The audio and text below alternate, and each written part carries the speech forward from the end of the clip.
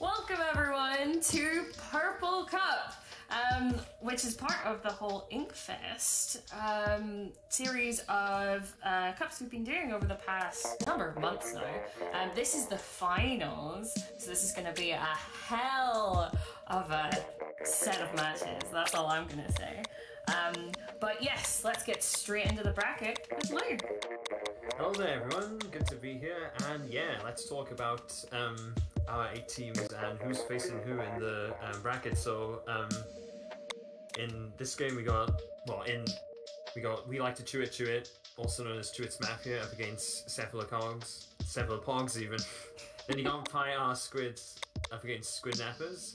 Then we have Snowpoint up against Base Kickers. And finally, the first match that we're going to have on stream today is Ame-Shikō versus Affordable Alliteration. Ooh, this is going to be very interesting. And we are going to start the first.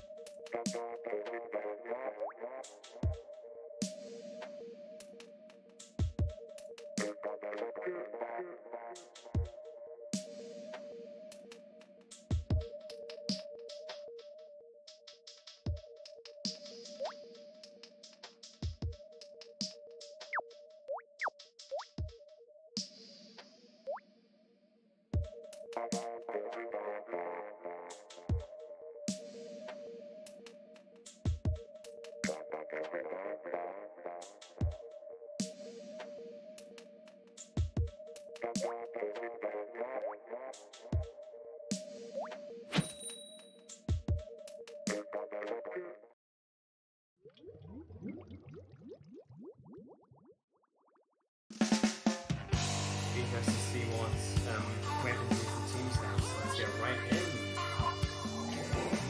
Ooh, okay. Explosion on both sides. Very nice. We got the battles as well coming out. Oh, yes. I wasn't expecting that. Here's that specific one. Away it goes to this side, but I'm going on from a purple alliteration. It's already very strong from yeah, Ame-Shikō is pushing right in. Pushing right up until the galactic at the moment. Still going, finally takes down Connor. Now you see galactic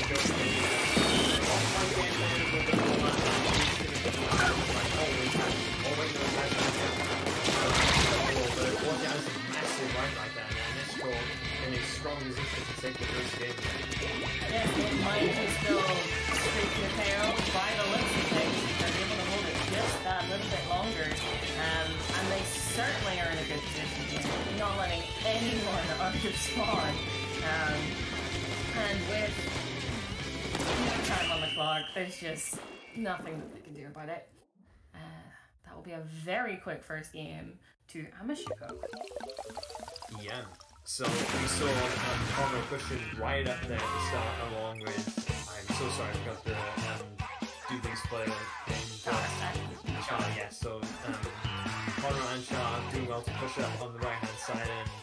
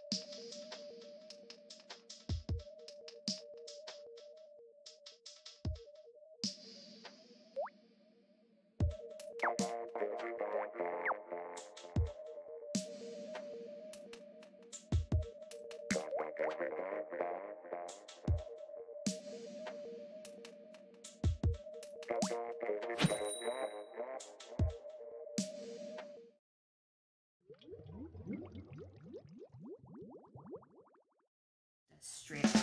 But we are going to be getting into this and seeing what a fortune delivery not Splat cells. Oh, we got some Glugas coming from Affordable Illustration right here. Yeah, along with very interesting.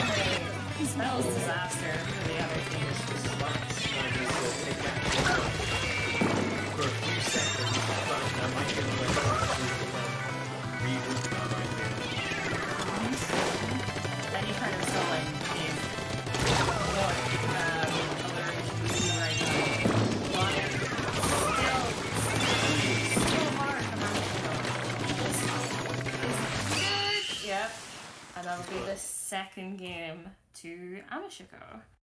Yes, indeed. Just wanted to give props to chat right there for they were flanking around on the on that one side as their team was pushing the back line. So Nautilus, there we go. How did I forget a name like Nautilus? I don't know, but yeah.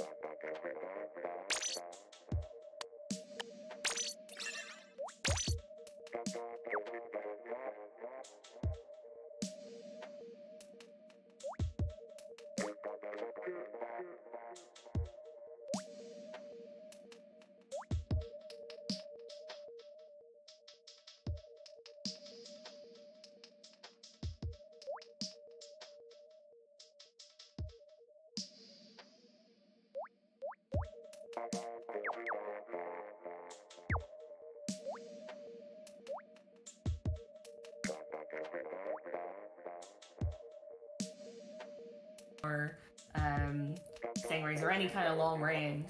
But once you're up there, if you're able to make that push, it can be kind of sheltered as opposed to pushing on the right-hand side, right? Yeah, absolutely. When it comes to that left-hand side, it's a very high-risk, high-reward route. So it's like the payoff is massive, but like you said, you got all that open space until like the very end, like the corridor. Yeah.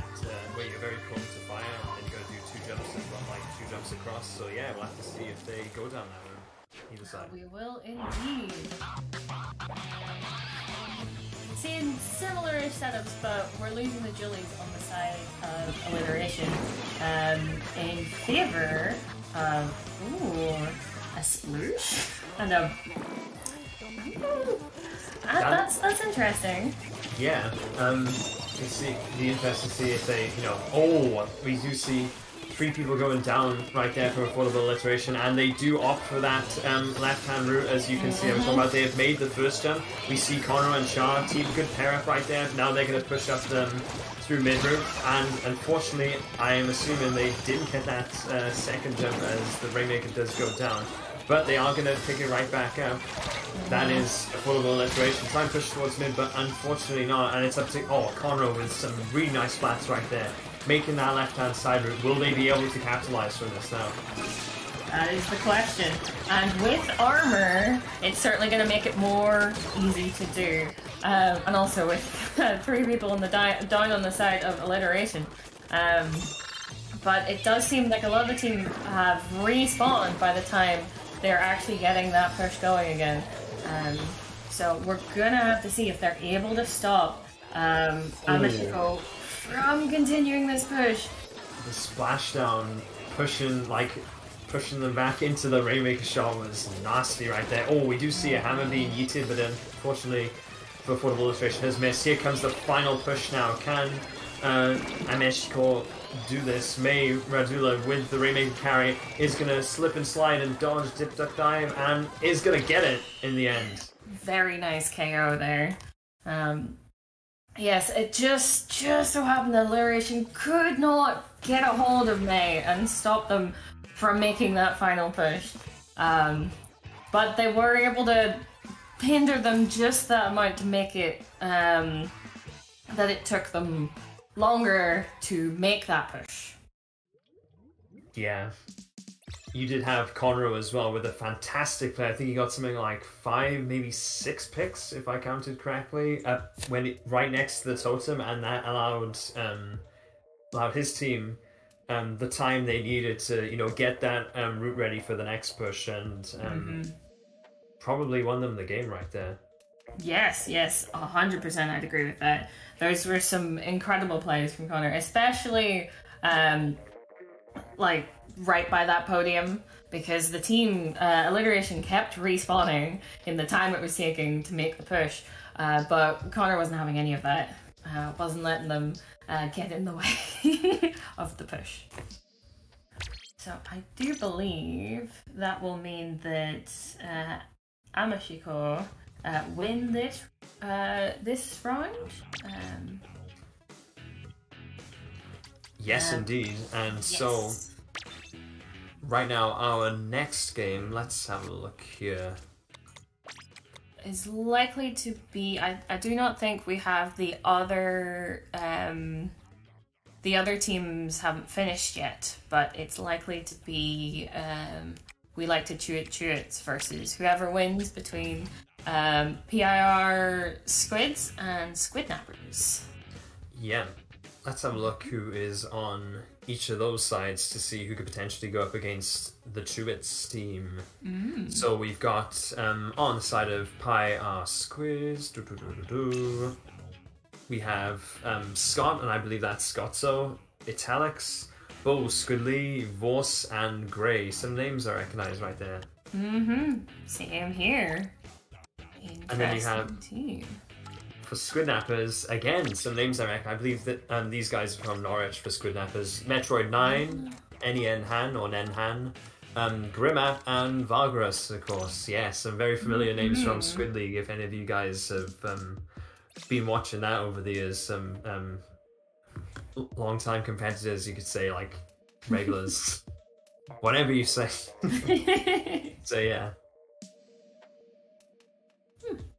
Very good. Well, I think we might take a quick break while we're waiting for the teams to finish up, but we will be back shortly for round 2. All right.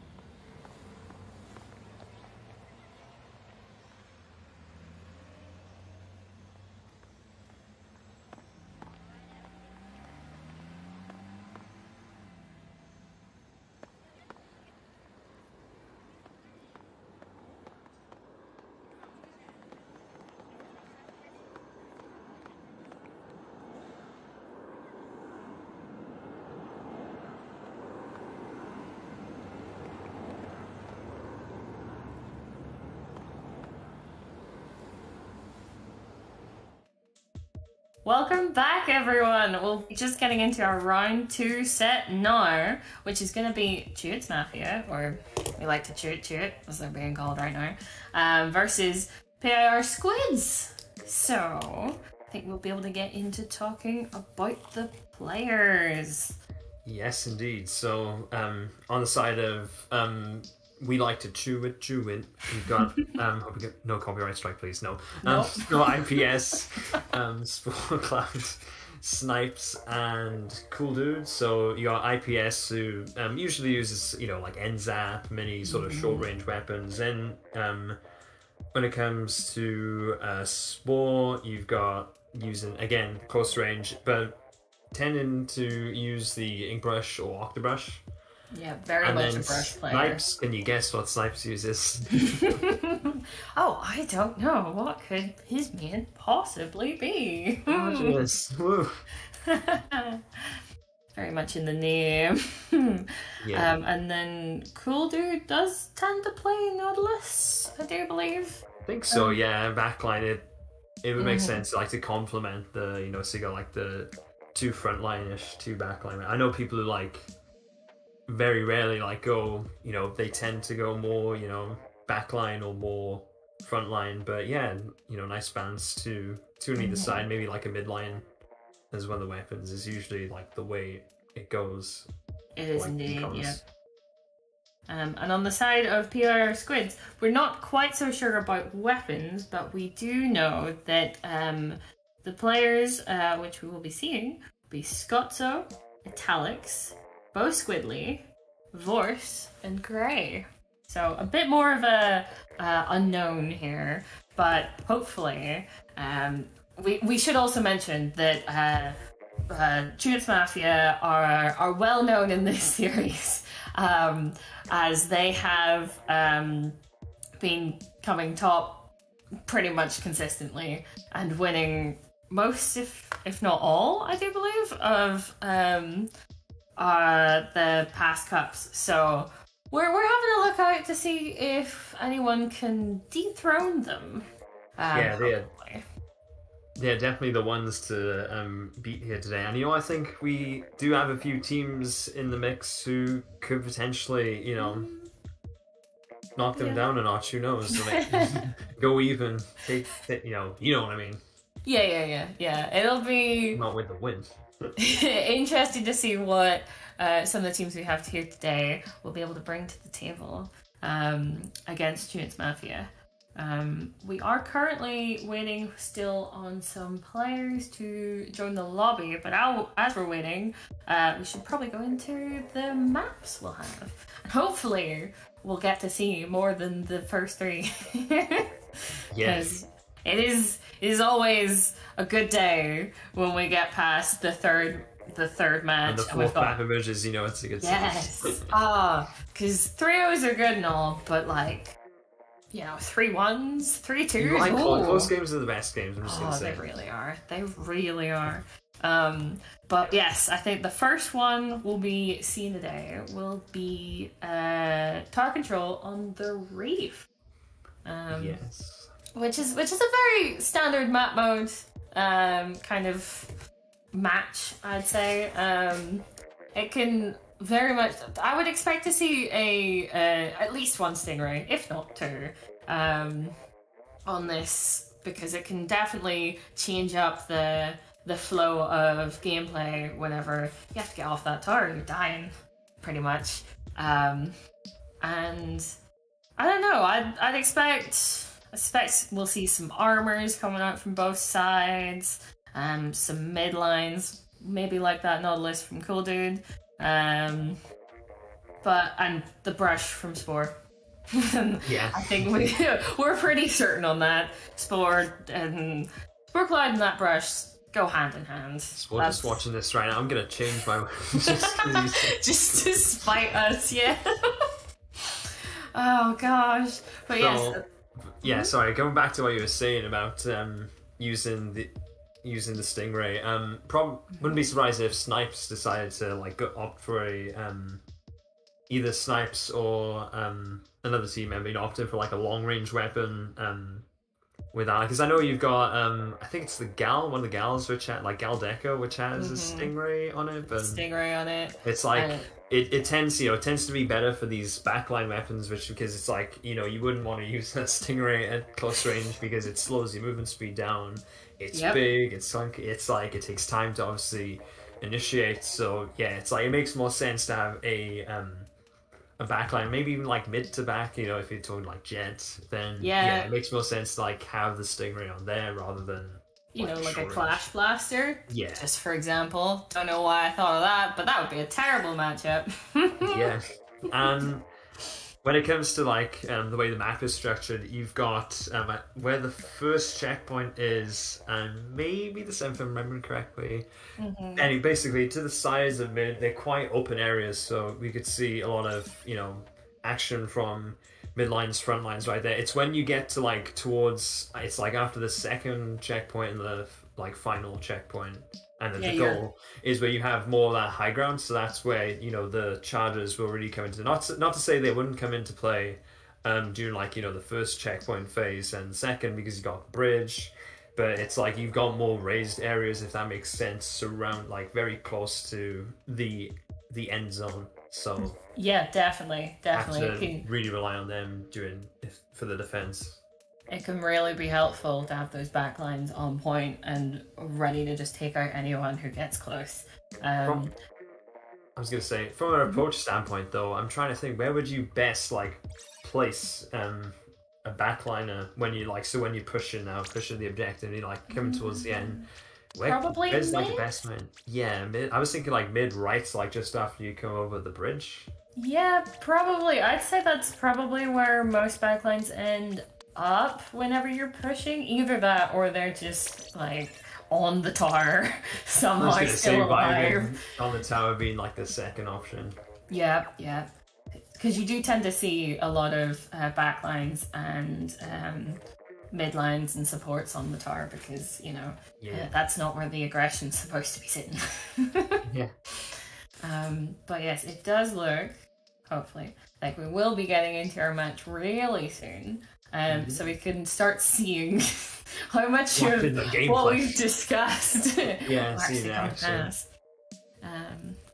Can we briefly touch on the second map, though, which is Rainmaker Mastery? That could be quite tough to push that. Again, it's like with these, we talked about Rainmaker in, you know, the first round, which was like it was the last game, which was on Sturgeon. Yes. Yeah, and that had like a high risk, high reward route, right? Where, you know, you go to the very like top left, but it's like if you get there, great, you manage to push, then you are like, you know, you could even if it was like a really tight game, you could try and ride that, like defend all you can, and, you know, try and hold that lead, because it's such a massive jump. And anyways, with the second map here with Manta, with Manta, even it's like it's got that right hand route again, where it's like, again, high risk, and even the left hand route, though not many people go the left hand route, it's like the right hand route straight from mid. It's like, so it'll be interesting to see how that goes. But anyway, we're in game one right here, which is on Target on the Reef. Let's get back to the present.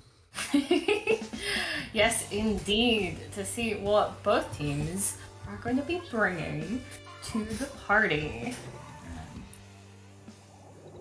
Oh my word. Okay.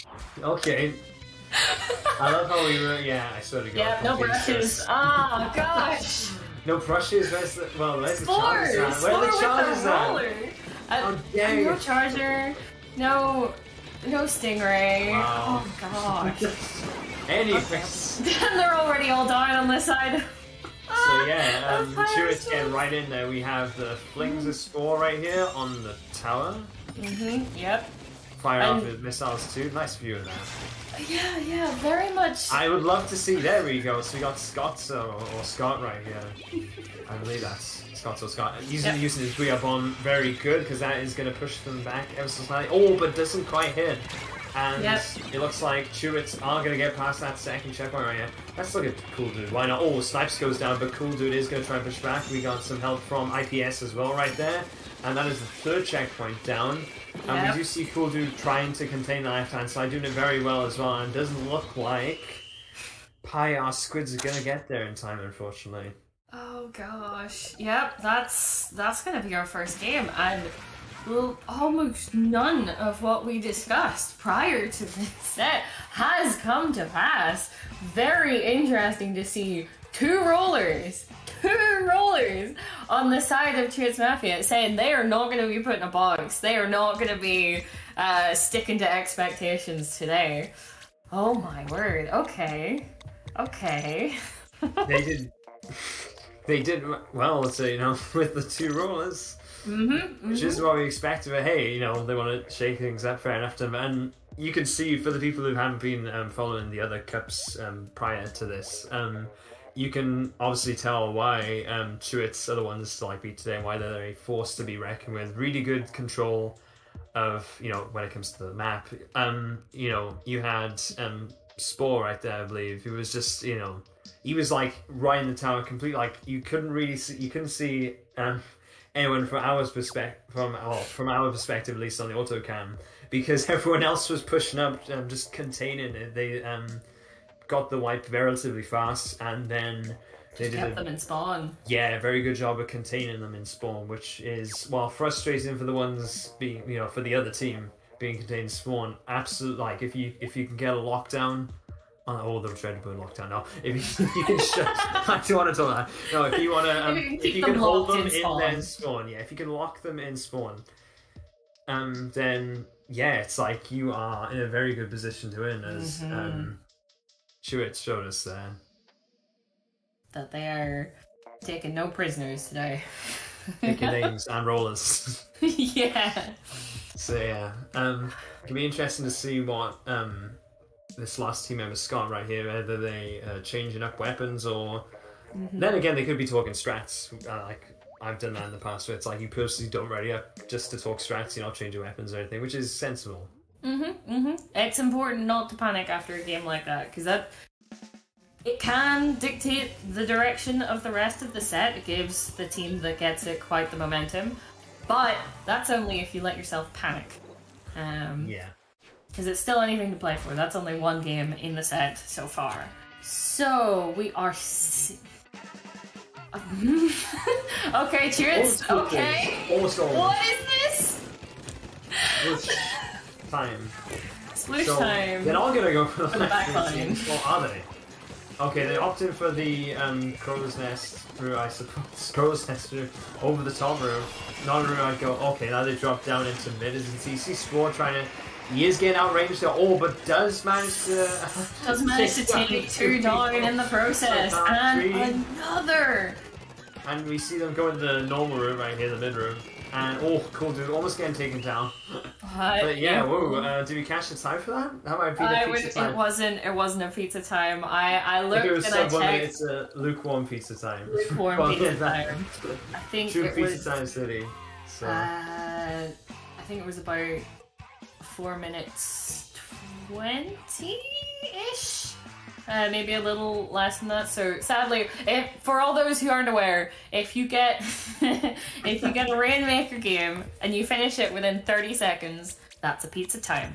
If you finish it within a minute, that's a lukewarm pizza time. So we were close to getting a pizza time, but just not quite. And if you finish over a minute, that's disappointment. That's just a Rainmaker game. Yeah. But yes, we will be getting into the next game, which we should talk about, which is Clan Blitz on Sniper Canal. The first Clan Blitz we're seeing. Yes. First Clan Blitz we're seeing. So we're on to the third game already, and it's looking like we may not get to see our fourth, but you never know. Clan Blitz is different from everything else. That's for sure. So it'll be interesting. You can't always just rush it, but if you're able to keep them in spawn, like I think Chutes is going to push for, and keep bringing clams in, you can sometimes get like a single break the basket win. But most of the times you'll break the basket, you'll put a couple clams in, you'll get pushed out, you do it again. But especially on this map, it's kind of it's not very far between the two baskets. You're going through mid or over on the like the rail on the left, and sometimes you can flank in through their snipe area, but most of the time you just go through mid. So it will be interesting to see if we see any bubbles, if we maybe see a booyah. I'm not sure, to be fair. We thought we knew what Chutes were bringing. They're bringing whatever they feel like. Woo. As shown. But this does look like a bit more of a consistent comp than last round. So I was gonna say as well that the basket is quite direct. Like it's quite, as you were saying, just like goes straight from it. It is a very direct route to the basket. It's like, oh wow, 3 people going down on the side of Pi-R-Squids at the moment. Yep, that's not good for Pi-R. That is really not good. They're still Chutes Mafia is still grabbing clams at the moment, able to make that power clam, but immediately goes down after putting it in. This is don't think they're gonna try and get a couple more, but I don't think they have the time. I was gonna say that is important. Is it's not just about popping the basket open like it would be like getting the Rainmaker into the goal. It's you gotta make sure to have enough clams and just keep that keep collecting, have a supply, a stockpile of clams, if you will, to be able to capitalize, make the most of your push if you like. Otherwise, you can just get to 80 or 77 as Chewits have here, and then it seems all in vain really. It's like you got the lead for the short term, but then as we see here now with all the clams. Yep, clams. It's very important to get those clams in. Because otherwise you'd be taking 20 off the score each time you put the power clam in to break the basket, but you get a whole lot more points per clam for putting single clams in as opposed to the big power clams. This is already not going too well for Pi-R-Squids.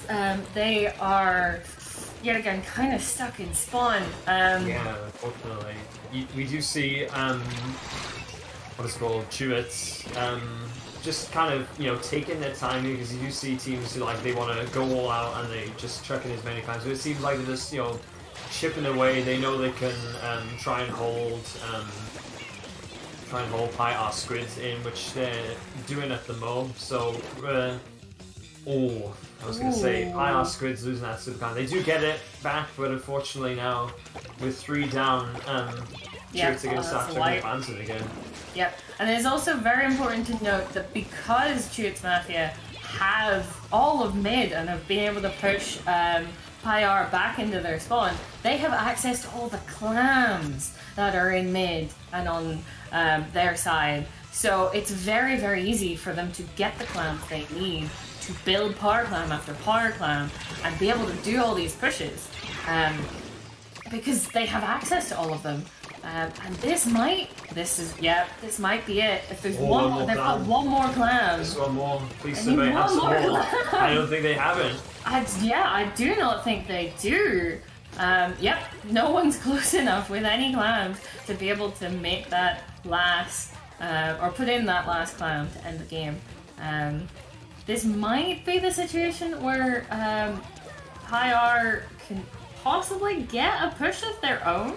They're certainly trying. You see attack, so a really nice flank right there. I thought they were going to splash down, but sensible to save it in case they're in a bit of a pinch and they want to use it as in a panic situation. Meanwhile, we go back to Bo Squidly near the base right there, and he's just recovering some ground. We do see Cool Dude with the super clam, and he's now going to jump in. I think this is going to get in.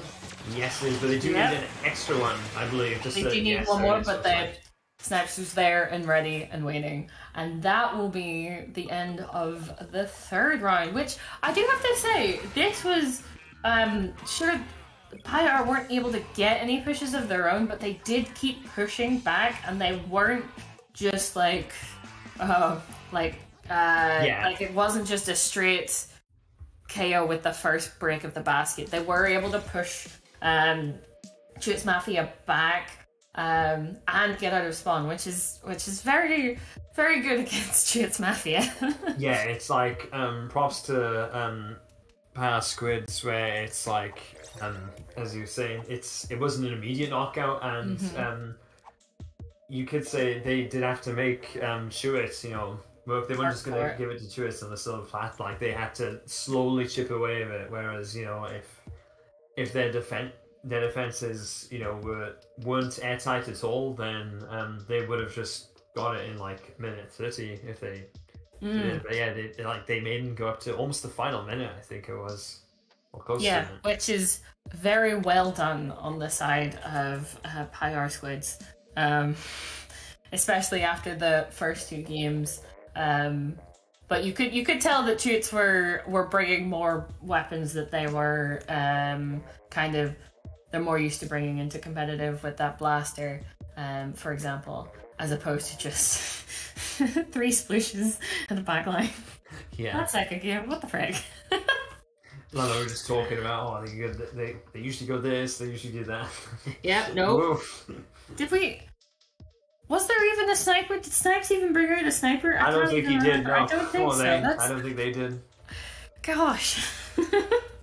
Like, I wonder what they're going to use, and then they don't Wonder use what they're it. going to be using. Not the weapon in their name, that's for sure.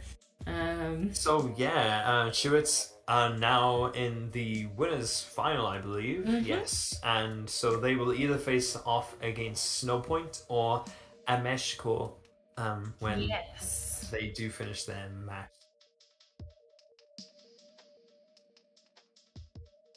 And we do have confirmation that Snowpoint have won against Ame-Shikō 3-0, so that's another.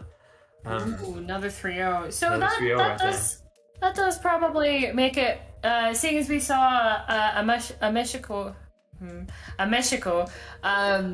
in the first round, they were definitely on their A game in that first set. So seeing as Snowpoint was able to beat them 3-0, they probably have, they probably got something to bring here. They probably got something to make Chewits Mafia work for this, which will be very, very interesting to see. I think we are just going to be waiting for everyone to get into.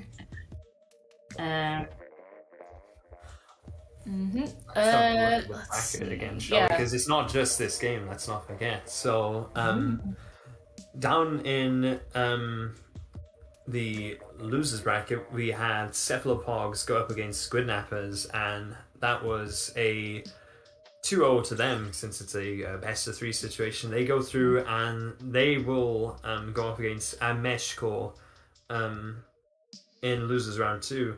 Meanwhile, for the other losers round one game which is yet to be played, we have Base Kickers versus Affordable Alliteration. So I think that is going on right now. And whoever is the winner of that will go up against Pi-R-Squids, who we just saw, and they will be up against them in losers round 2. So yeah, that is the state of the bracket at the moment. Yes, and whoever wins between, and then from those 2 matches in round 2, the 2 teams that win there will play against each other, and whoever wins that will play against whoever loses the current match we are going to be looking at right now. And then from there, as with most brackets, whoever wins that will get to play against whoever wins this match. So we've got still a number of games to watch and play, but I think we are going to be getting into this set shortly, so we should probably talk about some maps. Yeah, so for the winners final, we have altogether Blackbelly Skate Park on Rainmaker, then Tower Control Starfish Main Stage. Game 3 is going to be Splat Zones versus Skipavilion, and then if we get to the magical game 4, it's Amblets on Wahoo World, so woo! Wahoo, even. And then game 5 is going to be Inkbot Art Academy Rainmaker, so yeah. Yes, hopefully we will get to that mystical game 4 or even a miraculous game 5, but we will have to kind of wait and see. On Snowpoint, should also go into the who's actually going to be playing against Chewits. We've talked about Chewits and how they're not listening to our expectations whatsoever. So Chewits, but Snowpoint seems to be the 4 members we've got is Ninja Train, Chano, Smile, and Halo. So if I have a quick look, I think Ninja Train plays mostly Petra Julies, it's mostly a Slayer. Chano brings out the Splatter Shot or the Splatter Shot Pro. Not quite sure on the side of Halo or Smile, but I've definitely heard about them in the community. They're definitely good players, so we don't know too much more on that. And yet again, Chewits will play whatever they feel like. Though I'd expect with this set to see more of what we talked about in the first round. But yet again, who knows? Also, let's talk about Halo. Oh yes, let's talk about Halo. Yes. No, like Halo. Yeah. Oh! I thought you knew more about what they played. No, I was like Halo. That joke fell right on its face, dude. Oh, Oof. No, let's it's a good game series, but you know, we're here to talk about squids. Good game. No, that's Squid Game. No, God, for God's sake, why did you have to call it Squid Game? Luke, you're just a reference machine, even if you don't intend to be. But yeah, just quick. Rainmaker on Black Belly's skate park can go quite fast. If I recall correctly, they had to do a tiny little patch when this map first came out. It was like a few weeks afterwards because it was going too damn fast. There was too many pizza times, so they had to So Nintendo said, had to make some obstructions second. in mid to make it so. But still, even then, it can go quite fast. So yeah, we will see how this goes. Talking about fast, we were about to get into this first game. So, let's hope that Snowpoint have got what it takes to kind of bring Toots Mafia down the power to, you know, make them work for it. Make them work for it. But yeah, see, this is more like the Toots Mafia we were expecting. Yeah. There we go. We've got a Nautilus, we've got a brush, we've got an armor, and a bamboo. And then we also have an armor coming out from the side of Snowpoint, with 3 very aggressive weapons. They don't have very much range, but that doesn't actually stop a lot of teams from making very good pushes and getting a lot of kills. So we are going to have to see what. This is very back and forth at the moment. Yeah, we had Snowpoint getting the first spot right there. Chano is going to go down right here to an inkjet from Spore, but mid is all to contest right now. I'm not sure if... yes, okay, so Chewits are going to get the grab, and I'm just going to get stopped right there. That's 3 going down to Chewits. That is 3 very good on the side of Snowpoint to actually get a push of their own and make it lead. But the question will be if they're able to get very far. Yep, because Chewits is back and fighting. So that was 3 down on the side of Snowpoint, and Chewits is making their own push here. Really going to be wanting to get that lead back. Now to being taken. It's very important that you're kind of play it carefully, because as soon as the Rainmaker goes down, you're going to have to pop that again to make another push. Oh, and we do see them go for the left route this time. Look like they're going to go straight for it. No, they go off for the left route and end up getting to 24 as a result. Yep. It looks like Snowpoint are going to try and push right back right here since we have 2 down from Chewits at the moment. Maybe they'll let it reset, I'm not sure. Be sensible. No. I do believe that junior is just coming out of spawn, so that was a delayed wipe from Snowpoint. And very, very good to get another push going. But they had to be careful. Really nice mix up with the Toxic, Mist, and Autobahn combo right there. Oh, and now we see it's just the Rainmaker left for Snowpoint. Unfortunately, Smile here trying to keep the faith, but unfortunately is going to go down to Snipes and his bamboos. Yes, it's very well to hold out for as long as Smile did there. But it's very difficult to hold that Rainmaker on your own, especially when the whole team's gunning for you. So it does look like we've got a lot of specials on the side of both teams, just not the armors ready, and a lot of them have been popped. But that's 1 down on the side of Snowpoint there already. I think it was the Tetra Jillies. But that doesn't automatically mean that they were going to get that. They're going to get another push. But as I say that, Chewits are gonna make it happen. But Spore gets taken down in the process. As well as Chano. This is very much 1 on either side, going down 1 by 1. But IBS is trying to make that push. I was going to say good use of projectiles from Snowpoint, doing well to try and hold them back, but now I guess is going to try and sneak past, does manage to take it to 16. Does manage to put some more on the board for Toots Mafia, but getting to that Rainmaker is going to be difficult with all those projectiles. My goodness. Is able to make it pushes to 1! To 1! Oh yes. My word, that means if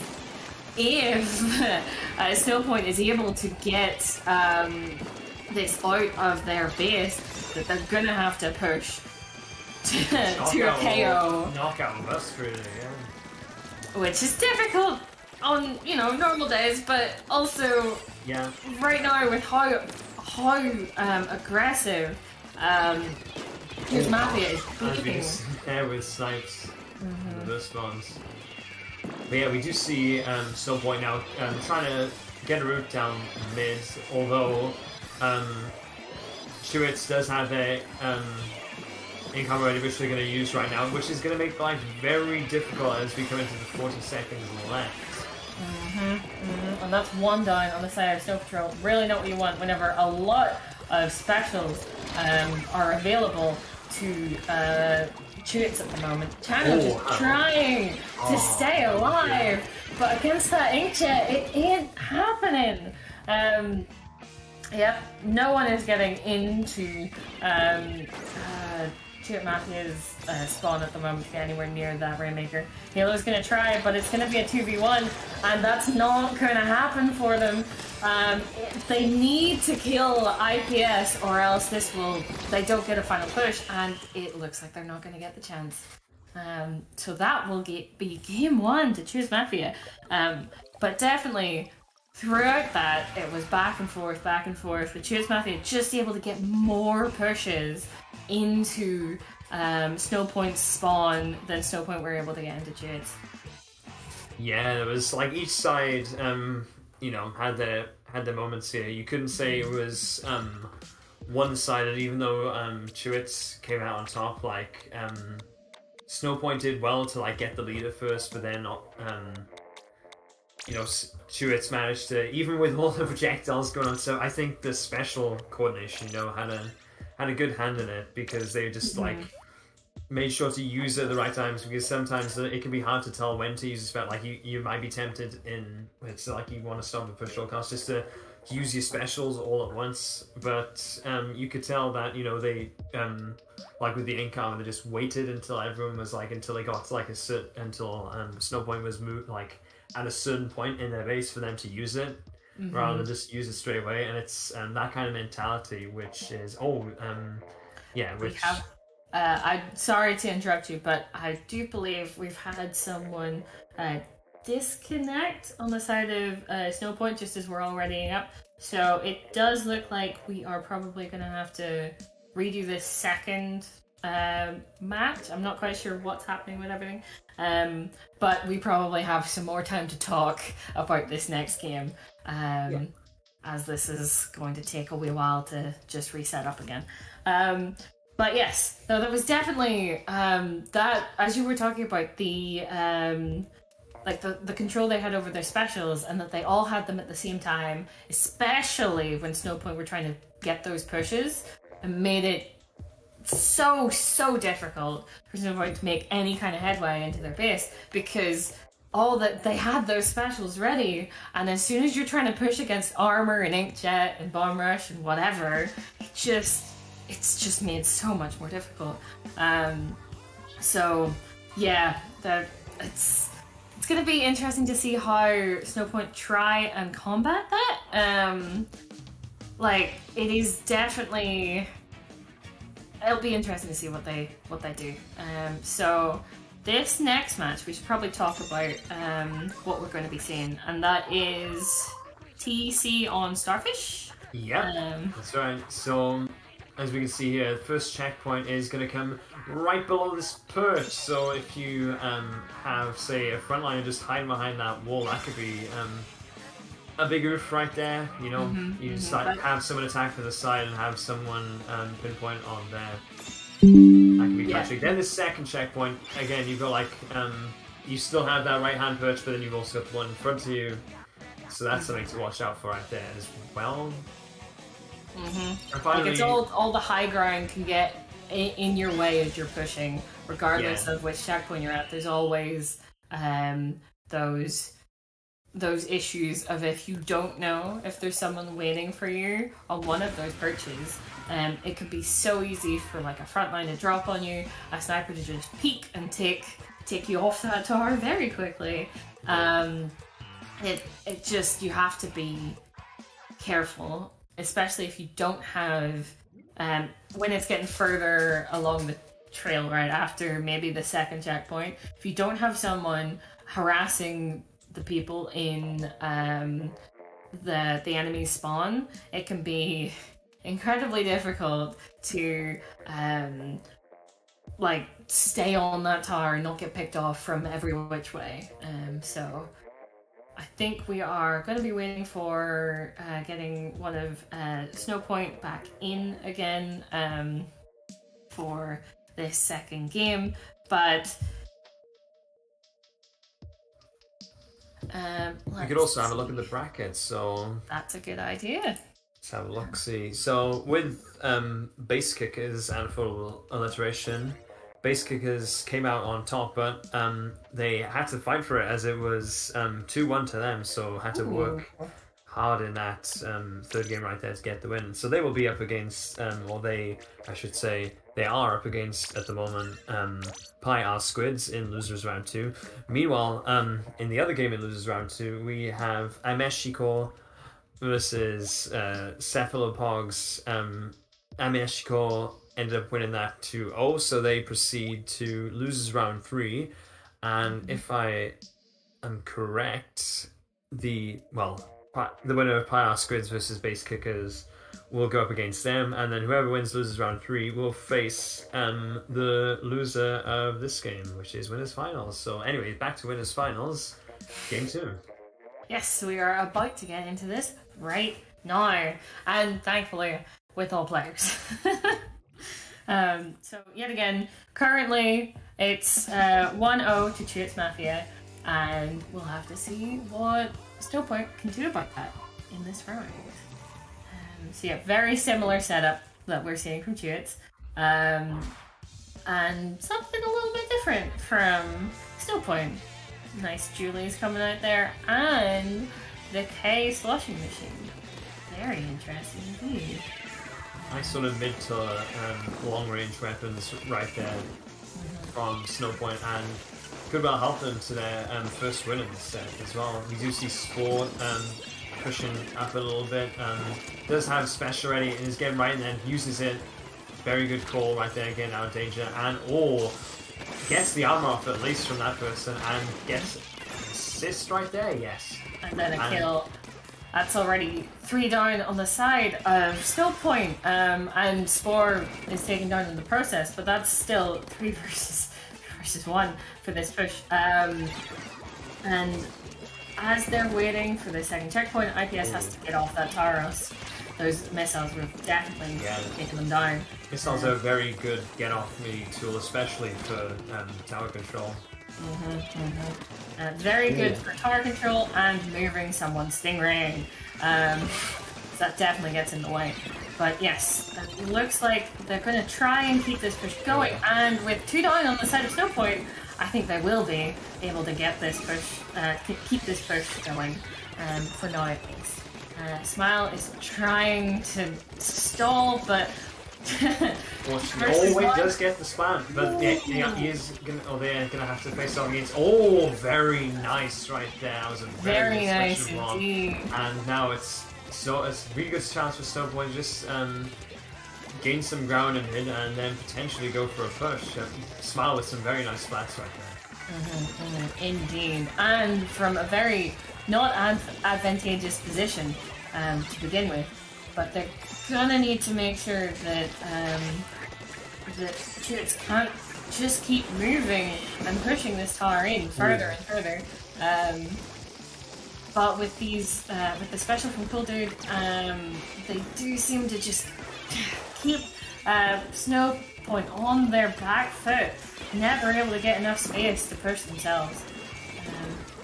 Unfortunately for the missiles from the K-Shot on Snowpoint, it just wasn't in time as we see Chewits getting past that checkpoint right there. So once they get the tower back, they will only have the last checkpoint, which is extremely close to the goal, by the way, to get through. Yep, so they really do not have the space to let Chewits Mafia get a push anywhere near where the second checkpoint was, because they don't have anything to slow them down. And they're not letting up. Unfortunately for Smile, they couldn't get out in time, and now Cool Dude is going to push up that Northmus.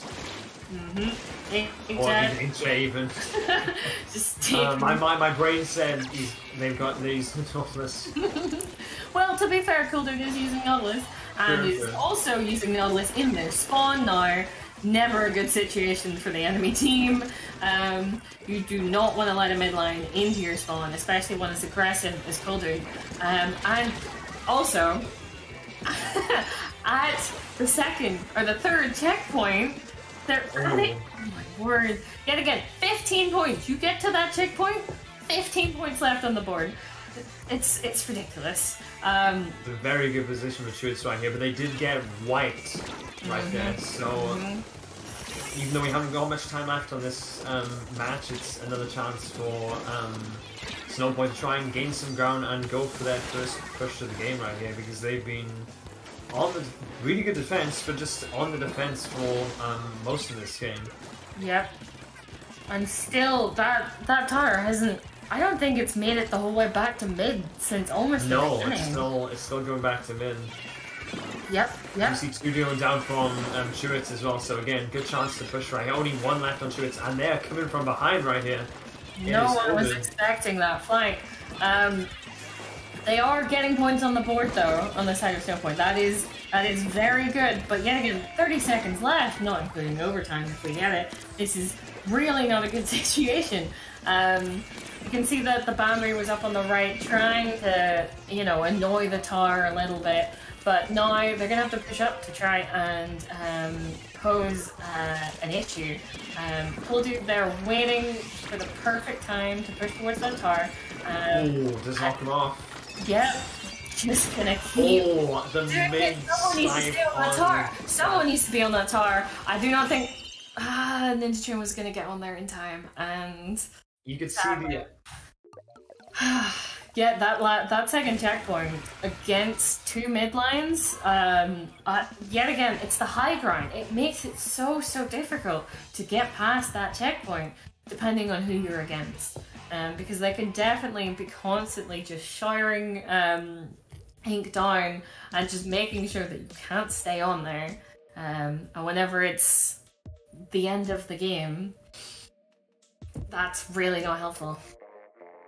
Yeah, you could tell the idea that Snowpoint had, which was to one of the team members, splashing down as overtime was initiated, but you had snipes just doing what they do best, sniping out of the air, and then even with the armor on, there's ricochet off the tower because again, they were just constantly firing off the perch right there, very close to the that second checkpoint, and then pretty much all they had to do was jump on the tower, which they did to stop the push.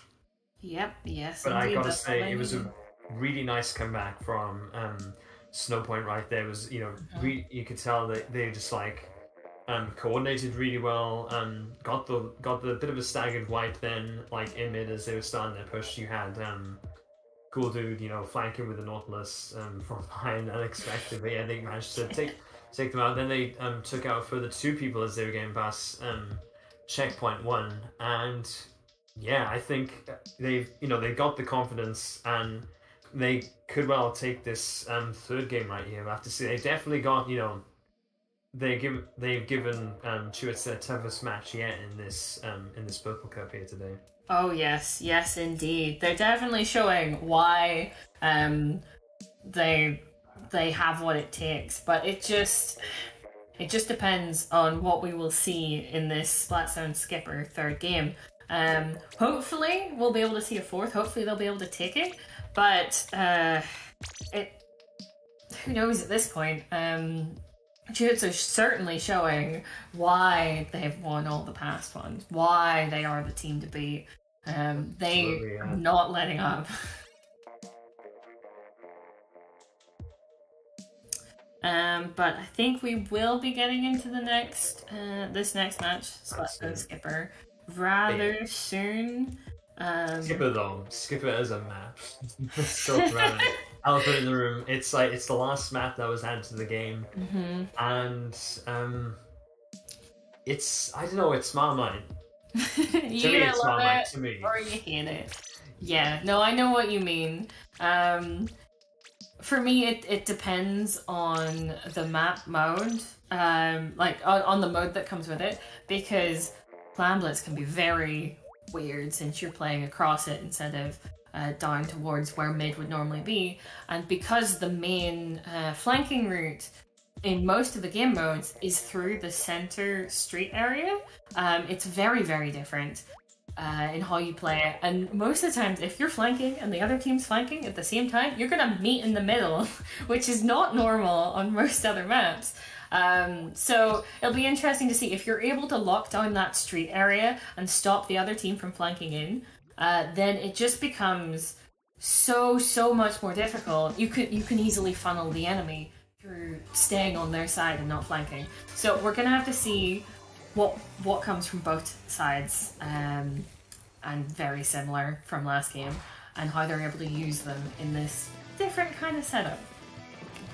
Indeed. So we see Chewits going straight up to the zone right here. Meanwhile, we have Halo just building up their special and is going to use it straight away right here. Oh, but the flank right there from Spore as they head up to assist their teammates. Wow, what a flank.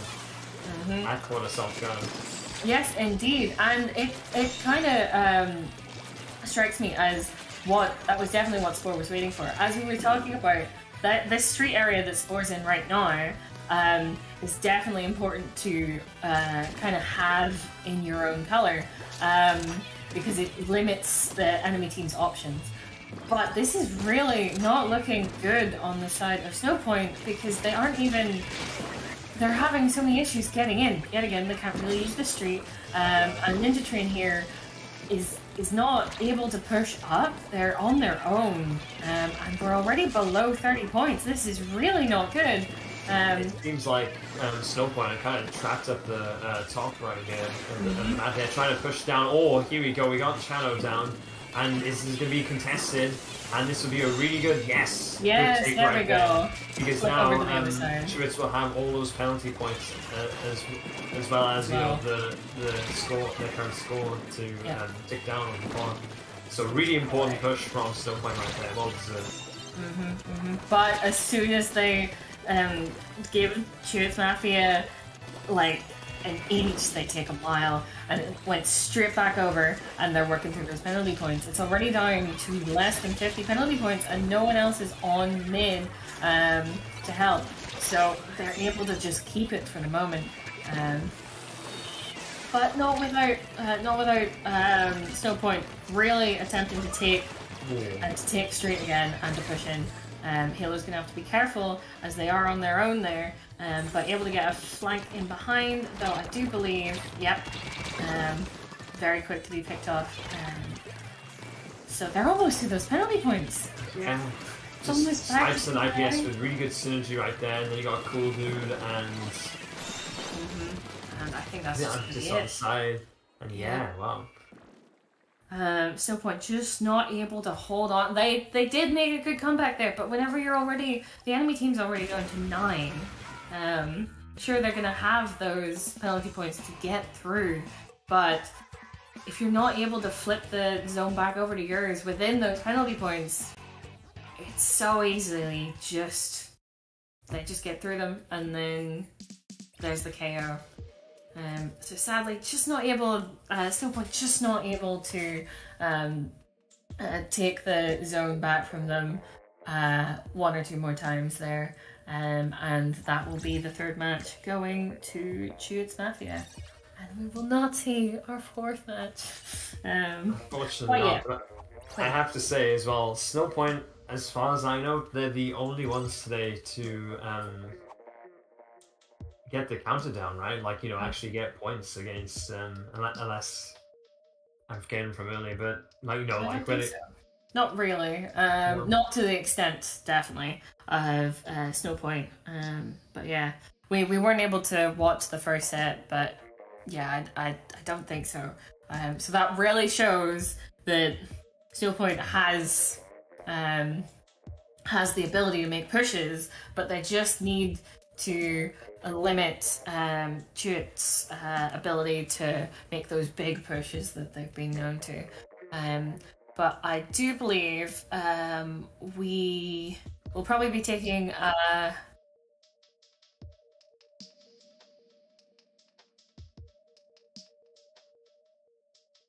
okay. This actually seems just been told that we're going straight into losers round 2, which is going to be Pi-R-Squids. We've seen them before, versus Base Kickers, which is a completely new team. Ooh, which I do believe who we got. Oh yeah. A good friend of both of ours, Melvo, also known as Teal's Melvo, or Melvin, and then Nothing, Ame-Shikō, yeah. They were all. I met them all the way back in. There was like a YouTuber splat off in 2018. Yeah, summer of 2018, Summer in the City.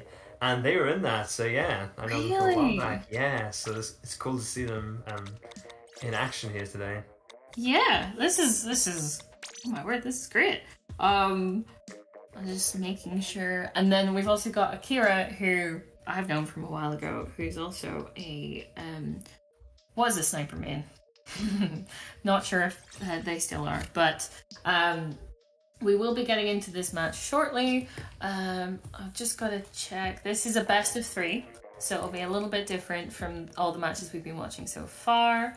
And it is round 2, so the maps we are going to be looking at, I do believe, start with Tower Control Manta Maria, which we've seen on Rainmaker, but not on Tower Control.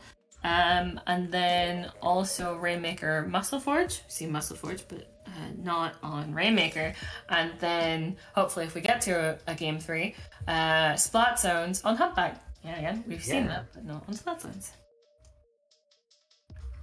So straight away, Tower Control Manta Maria, you've got like a lot of perches, right? And right around the mid area, so a lot of high ground.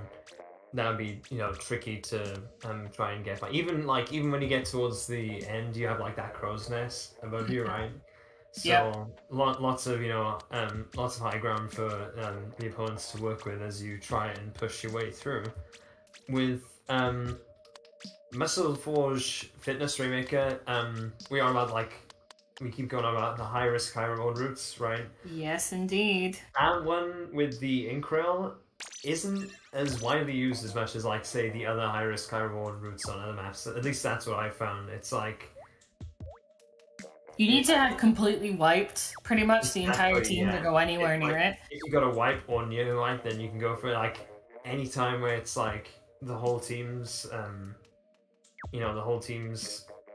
still alive. It's like it's very rarely used, to be honest. So I just want to say, I have been informed that it's not bass, it's bass kickers. So bass kickers. I thought it was like bass, treble and bass. yeah. It's like bass the fish. Aha. Yes. It's a fish pun, which is very much like, what we'd expect from people who play Splatoon. We do like fish puns here. Like I've heard of the Mega Man game, Mega Man Bass. I just grew up saying Mega Man and Bass. Yeah. Oh gosh. Yeah, no, I've heard of that before, but never in that kind of context.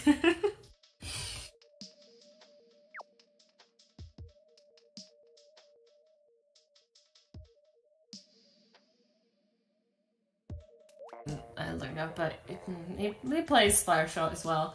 Both of the good for, I would say, good for tower control pushes and so on. So yeah. Yep, definitely. And then maybe sniper from Akira. Could be important to have an anchor too, right? Yes. Backline weapon for the upper parts. But yes, regardless, that's kind of all we're maybe a little certain of for now, and we will be getting into the first game. So we see Umbrella coming out on the Bass Kicker, on the side of Bass Kickers, along with that Luna we talked about from Melvo, also a K-Pro and a Brush. Meanwhile, we've got the Bloblobber Splatling remix and classic end zap, normal end zap even, and the K shot. So yeah, interesting lineups right there for the side. Yeah, it is a very standard lineup from the first game we saw Pi-R-Squids in earlier. They do tend to have a blob lobber and backline, splat line. But already that's 2 down on the side. Pi-R. Yeah, so we've got a really good push going on right here from base kickers already as they're pushing up. Nothing is just hanging back a little bit with the umbrella. You'd expect them to right here. That's it. So using their umbrella as like a bit of protection, but you do see the missiles coming out, and as we see both Squiddy just pushing up right here, needing to push back, which they do, but very good points on the board right here for base kickers. So that pretty good on their side. They want to make sure that they don't let the Pi-R-Squids get that push in return. But they're gonna have to be careful because 2 of them on the side of bass kickers did go down there.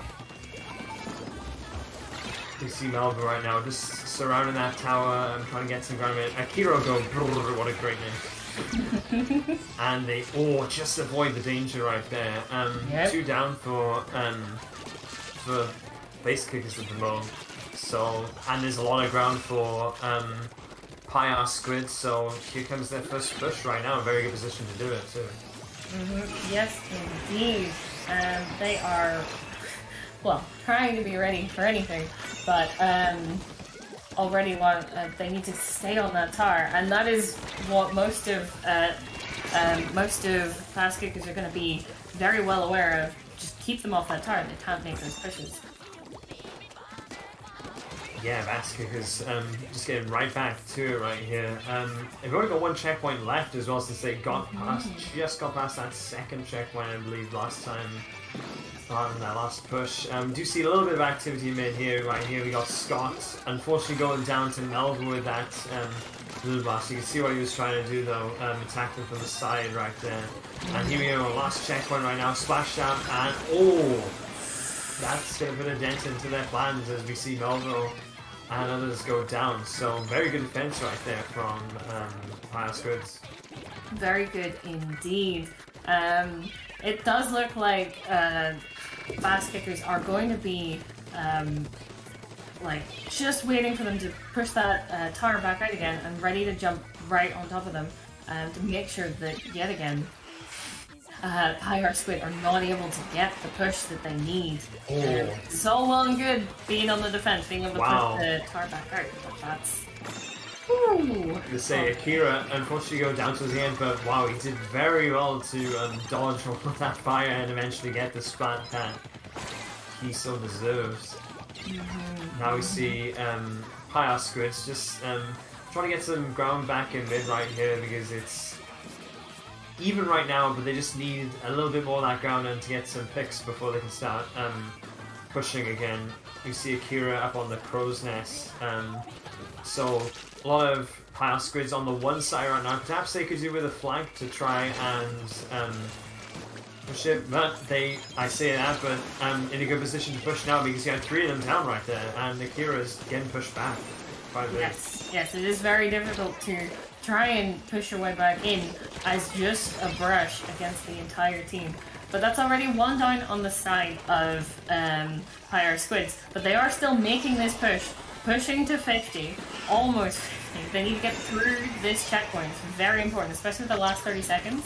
The splashdown could have put a dent in their hands, but yes, the 2v1 situation. But this might actually be the comeback.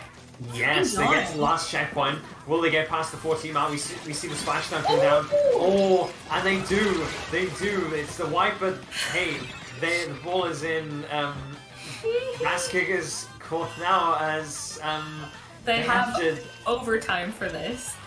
Wow, what a push right there. Very good push from Bass Kickers, which could have won the game, but we will see now. We shall see. We got Melba with the bomb rush, taking out Alex in the process.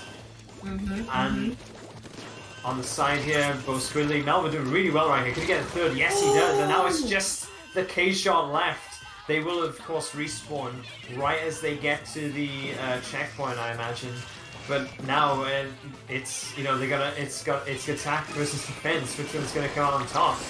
Get to the checkpoint. Of course, they're gonna redo the points as well. The Booyah Bomb is gonna make that easier for them, and yes, they do.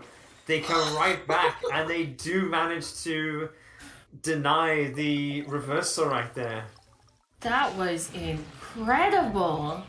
Oh my word, it was... Well, first of all, we were not expecting Pi-R-Squids to make that push right at the end of the game. They'd been on the back foot that entire time, not able to get those pushes rolling, not able to really get anywhere near that first checkpoint for any length of time, and then they're able to get that push and get lead. It just so happened, like especially because of that triple from Melvo, meant that they weren't able to Pi-R-Squids weren't able to cut them off from making that push and just taking back the lead. What an incredible, like, back and forth.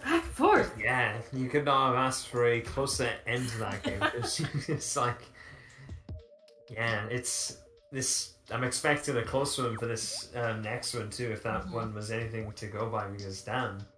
Yeah. Rainmaker will be our next game in the set. It as we were talking about earlier, normally most pushes go through the right hand side of the map and up to the base. It's much more safe to go that way and consistent. But if you get the wipe right at the right time when you're pushing, starting off that push, you can definitely go for the rail that takes you up on the left and round. It's certainly, like, it gets you points quickly, but if there's anyone there to stop you, it pains trying to get across and over. So, yeah, we're gonna have to see what each of these teams do with this. I'd say we'd see similar comps from both. I'd still expect the backline from Pi-R-Squids, probably still the Blob Blobber, and for Bass Kickers, I'm not really sure. Yeah, Ooh, okay. I was gonna say probably not the Luna, and we don't have the Luna, but we do still have the Brush. So these are both very standard comps, I would say. All that's a little bit unusual about Bass Kickers is no armor. So we'll just have to see what that does for them. And straight off the bat, we are getting Pi-R-Squids making the first push and trying to get somewhere with it and able to take out two, which will be very helpful. Yeah, it's a good start as they look to push towards the normal route that we talked about before the match started. And right as they get onto that route, nothing takes them out. Nothing is and sitting with there a very waiting. good sensible jump going back to spawn. But yeah, very solid start. They got past the halfway mark, did Pi-R-Squids. So yeah, it's that. I was gonna say with that, it's the most direct route. I'd say that that long route where you go off to the right hand side and then up. But that corridor, if all the team are alive and they know you're coming, it's very tough to get up, unfortunately. Yes, it's very tough to get through, especially without any specials. Like it can be very helpful, for example, if you had a Booyah there ahead of you to clear them out, or missiles on people, or even bubbles, which we don't have here. But it can work very well. It did look for a second like Force was going to go over to the rail. Thought better of it, but the Blob Blobber was able to get up, so it might have been a good play at that point, but who knows. Still 2 down on each side, and nothing is taken out this time, and we're gonna have to see if that means really nice shoot right here. They're making the run for it, but able to get quite close. That's 15 points on the board before Bass Kickers are even able to get any points. This is not a good start for them. But with Rainmaker anything goes. You can Yeah. rush that thing really quickly. Yeah, Pi-R-Squids just had the route right there, and even though they didn't have like a complete route as we saw, they managed to just sneak past towards the end, almost into the top. Actually, if there was like some ink on that top, they could have actually got the knockout. But yeah, really solid push right there, and it looks like we're gonna have Baskika's first push. They're also opting for the same route as Pi-R-Squids are, but do unfortunately go down before they have a chance to get right on it. So yes, good that defense is coming out there. not going to be very good for that pro there. They were on their own after their whole team went down, but there should still be enough time for Fast Kickers to get back into mid and pose some kind of a threat to this next push. Because a lot of them were respawning while Pi-R-Squids were still dealing with that last pro. Yeah. It does seem like they're going to get, I was going to say a bit of a push going, but Ace-Giver was able to take them out and stall just a little bit longer so that the team could get there. I think both teams are being, staggered right here. It's like we see, Pi-R-Squids kind of trying to make pushes, but like not like fully committing to them, and then they go down, but then at the same time, while Baskic is defending it, they have half of their team go down, and you kind of back to square one. That's what it's really been like for the last minute. So I think it's important for Baskickers right now to try and keep a full team alive while getting fixed, so then they can make one last big push before time is out. Yeah, because they really do need to make that big push. They're still sitting here with 51 to 15, and there's only 1 minute left. So with 2 down, it is not looking advantageous for them. All that Pi-R-Squids need to do is just hold this, just stop them from making another good push, and then they're hold on, here right there, put it right in, not quite taking Scott out, but is gonna chuck the Booyah Bomb back there, and assuming there's someone in the base right now, there's a little bit of purple there, so but perhaps. Even though Akira was only able to get 1 kill out of that, that is very important because it meant that the backline had to back up or die. Yes. It means that this push is now that and much here it more comes. free. This is the big push that they need. Mello's gonna sneak snipe, slip that kid, dodge, gets through. Ooh, and now it's like the exact opposite of game 1 right here. They do get wiped. This is the exact opposite of game 1 right here. And now it's up to Pi-R-Squids to show them who's boss and reverse the reversal. Can they do? We have Akira though. Akira with a crucial stun in mid is gonna deny them that victory. You have and to Baskic is so taking 2-0.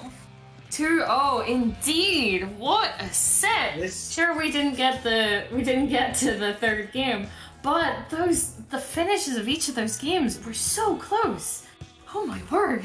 Absolutely. It just goes to show that sometimes it's not the results on paper just don't tell the story that actually happened, Very, very it's like true. very close games have the exact same scenario but for opposite teams, and Baskickers just came out on top really. Yep. We're able to just take they managed to counter-attack in overtime in the first game and then prevent the counter-attack in overtime in the second game. So it's very exciting games right there. Absolutely love that set. Oh yes. Oh, 100% agree. You just love to see it when teams are able to handle those last minute upsets and able to either win them or like push that attack as you were talking about. Even though everything is against them, able to eke out that win, or able to lock down what could very easily swing not in their favour. But that being said, I think we will be getting into, I think this is round 3? Yeah, round 3 of losers, which will be against Ame-Shikō. Which we saw back in round 1. So it'll be good to catch up with them. They were put into losers round 2 by Snowpoint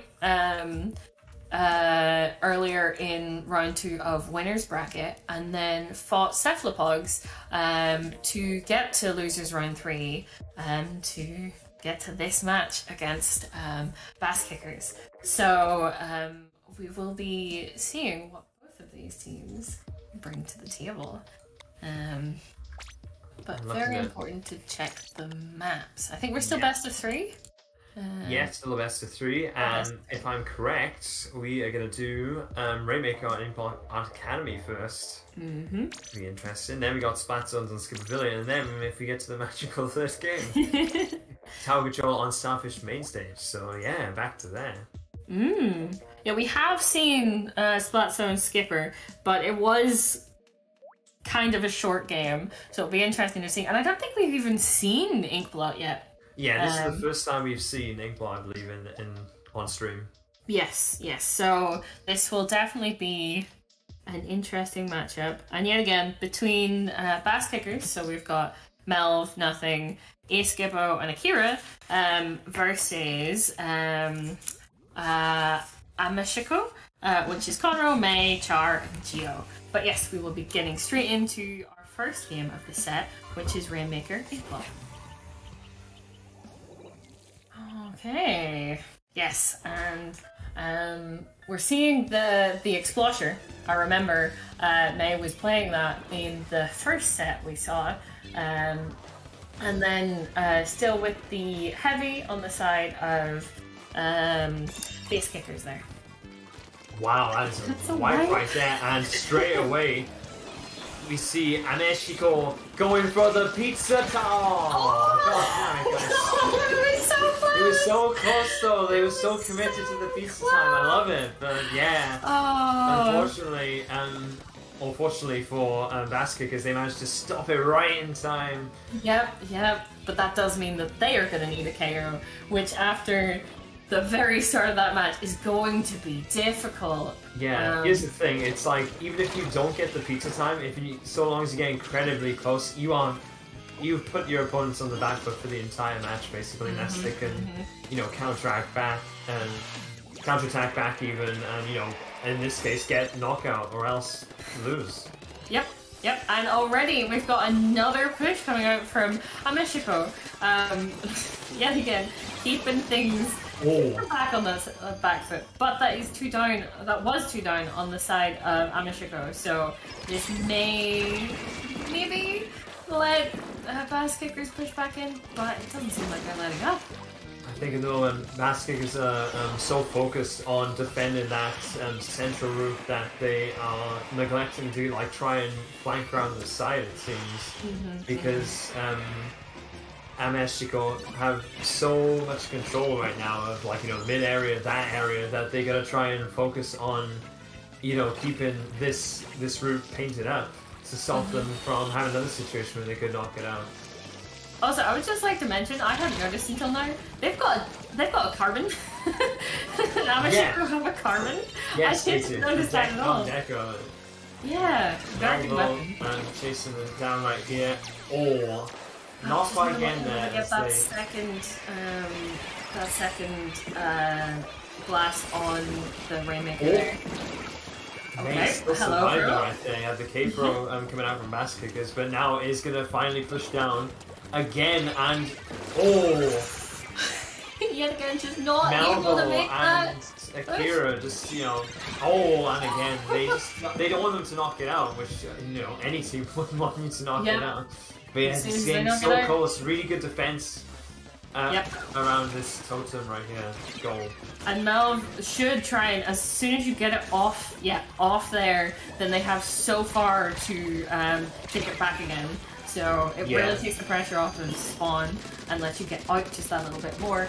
But yet again, this is going to go straight back to the side of Ame-Shikō because you've given it back to mid, and they've got mid. Just when we talk about the reset, you'd think that just resetting in the water would be a good idea, but because they opted to drop down to the left-hand side, and then get splattered, then it just means that a little bit longer. If it resets them, they've got, they're even closer to the goal when you think about, like, they have to go all the way back around when they're on the left hand side. So yeah. Ame here again in this position for like the 4th time, I think, but still gets taken down by Melba with the bomb rush right here. Yep. Will they be able to get points on the board? No, because oh it gosh, looks you like need to be. has some other ideas. No, yeah, not today. I don't get anywhere near it They today. is the Rainmaker carrier as they get it this time. They There do we get the go. knockdown. It's by no means easy, and they almost got it at the start with the pizza time, but Almost, yeah, but not quite. absolute control of mid right there, and Bass Kickers never really got it. They didn't Nope. get it. They didn't get it back. So yeah, very well deserved win from Ame-Shikō, but it's all to play for as we go into game 2. Yes, indeed. And yet again, we will be seeing Splatoon Skipper, which we have seen earlier in the game between Snowpoint and Chewits Mafia. So this is certainly not a new map mode, but probably going to be a different way of playing it. I am not quite sure, but it's possible that it can be very difficult to get the kind of lockout that Chewits Mafia was able to get for a decent portion of the game earlier. So we're gonna have to see what Ame-Shikō can kind of bring to that. I'd say they'd probably get a bit more range, but I don't know. Maybe they'll stick with the Explosher. It can be good at zoning out, but when people are coming from all sides, it's quite difficult. Yeah. And I'd say we'd see something still similar on the side of Bass Kickers there, staying with their Splatling. Probably not the Luna though. I'd say probably a K-Shot, as it paints just that little bit better. But who knows? Still sticking with that Explosion and that Carbon, and no Luna in this second game. So, but yeah, still very standard on both sides. Except, I will say, we've got a knot coming out from Char instead of Julie's, which they're mostly known for. Oh. Really nice spot there from Geo with the Carbon as they, they get the zone right there. Yep. You can see as well, they were very grouped up at the start when they approached the zone. Then Char opted to go at the top of the, be the designated flanker, I suppose. Now we see, back to present, we see the auto bomb rush from Geo just kind of locking down the left hand side here with, I believe that was Conroy, yes it was. And I wish we could see what Miss Gaza is. Could we flip there? See what activities going on. There's a smart camera. Yeah, they're still trying to get back in, but it's really not working for Bass Kickers there with that wipe. That is going to be painful because already they're about to be below 30 points here on the side of Ame-Shikō, and no one can do anything about it. No one can get anywhere near the zone. But yet again, I think this might just turn into a 2-0 here. If no one can get near zone, and yet again, not quite able to, not able to even put any points on the board. It's very, very unfortunate. But that will be to go to Ame-Shikō, and they will be going through to, I do believe, the losers finals. Yes. Yes, that's right. Well, it will pretty much be a repeat of round 2 where they face off against Snowpoint, because Snowpoint are also in the losers finals. Yes, indeed, and they will be playing. Maps. Yeah, they will be playing to see who will play Chewits Mafia again. So we're gonna have to. It'll depend on what Ame-Shikō can do against Snowpoint. We weren't able to see that game, Snowpoint versus Ame-Shikō, earlier. They weren't on stream, but thankfully we'll get a bit of a replay so we can see what's gonna happen. This will be best of 5 though, should mention. So the rest of the losers games have all been best of 3, but for this one we will be getting into a best of 5. we're just going to be waiting for Snowpoint to get into the lobby. But yes, very, very interesting to see what will come from this.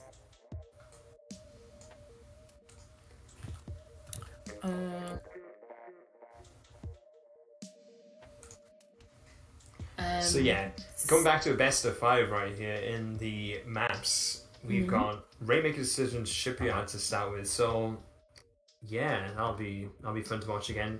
Splatoon's and Piranha Pit though for game 2. What do you think about that? Yeah, we haven't really seen Piranha. I think it was in one or two of the other like game 4s or game 5s that we never got to. But Piranha Pit, like it can with its with the conveyors, it can be very interesting to see how the teams utilize them, because sometimes you just stay at the top and snipe or just dynamo or whatever. Other times you're using them as kind of like mobility routes to get to places in a different kind of way. But with the 2 zones, it's certainly like the kind of map that you steal the zone from the other team and then they steal yours, and then you maybe have both of them for a little bit, but then someone comes in for a flank from behind, and you need to have both of them to be working away at your points. So a lot of times it really depends on who can keep that mid control and just deny it from the other team. So yeah, Piranha's an interesting map for that. Is what I'd say. Yeah, and then we have for game 3 Tower Control on Pump Track. We did see it briefly before on stream, but yeah, just thinking about just ways that when you're doing a push that you can buy some time for your team. Can have say a frontline or flanker go around the right hand side into the base while you're pushing tower. Since you've got the tower pushing right next to the perch, which is closest to the base. I mean, you just drop down once and then you're right there in that area. So by having someone distract on the right hand side, it can really make that push away. Easier. Exactly, yeah. So you have less people focused on the tower room, and so it might allow you to get past the checkpoint or maybe 2. And then you've got the I'm trying to remember now, the left hand side box. So on like the that isn't really there normally, the one that kind of lets you up into their spawn. Kind of, it's not. There's a far left box, but then there's one that's kind of still on the left side, but a little bit more central, that lets you into spawn in a way that normally you can't. Now, when it comes to like pushing the final checkpoint and then towards the goal, it's like you have most people there anyways, so it's like what you really want to do is try and get there, use that flank route for when, say, you're pushing much earlier. Like you could even do it at the start to catch people off guard. But it's like when you use it doing like the final push. It's like everyone's kind of there, so it doesn't really work.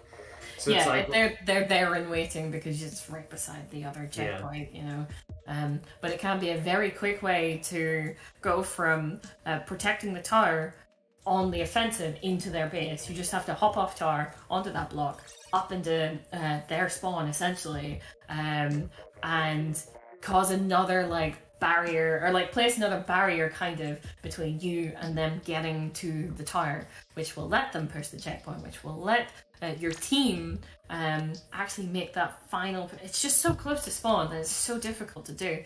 But whenever you do it, and you can pose enough of a problem to the other team, if you don't get the whole way to their if you don't actually knock them out there, it can pretty much solidify that being the game's yours, right? You just don't let them do the same thing to you.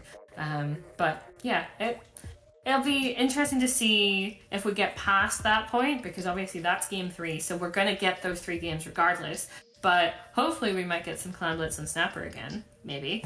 And it would be incredible if we got to see a Rainmaker Manta between these two teams. Yeah. But unlikely we'll see another Rainmaker. But you never know. We'll have to see what happens with these first 3 games to begin with. So we will be shortly getting into the first game, which will be yet again Rainmaker on Sturgeon Shipyard. And we talked about this earlier about going on that high risk, high reward, top left route, or having to go either through mid along the sponge, or most of the time round the right, and then up into their spawn that way.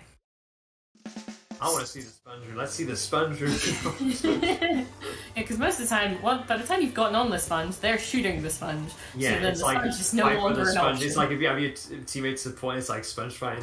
Sponge fight, yeah. You need like the exact, like you need the good height. It needs to be like almost full, for that to be viable. Make the jump over. Do you want to say we're seeing a very aggressive team comp from both teams, but especially Snowpoint, because they've all got like front lines or their support in from that inside. Yeah, exactly. There's no back line. They don't need it. They're just gonna push you and keep pushing you until they've got that knockout or the game ends. So, are we gonna see a sponge? Oh. I was looking at the sponge, but maybe not with that. Maybe they'll go for the left through. Let's see what Smile does right now. Oh, very nice Smile on Geo right there, but is going to be approached by who is that? Doolies. It is That's Char.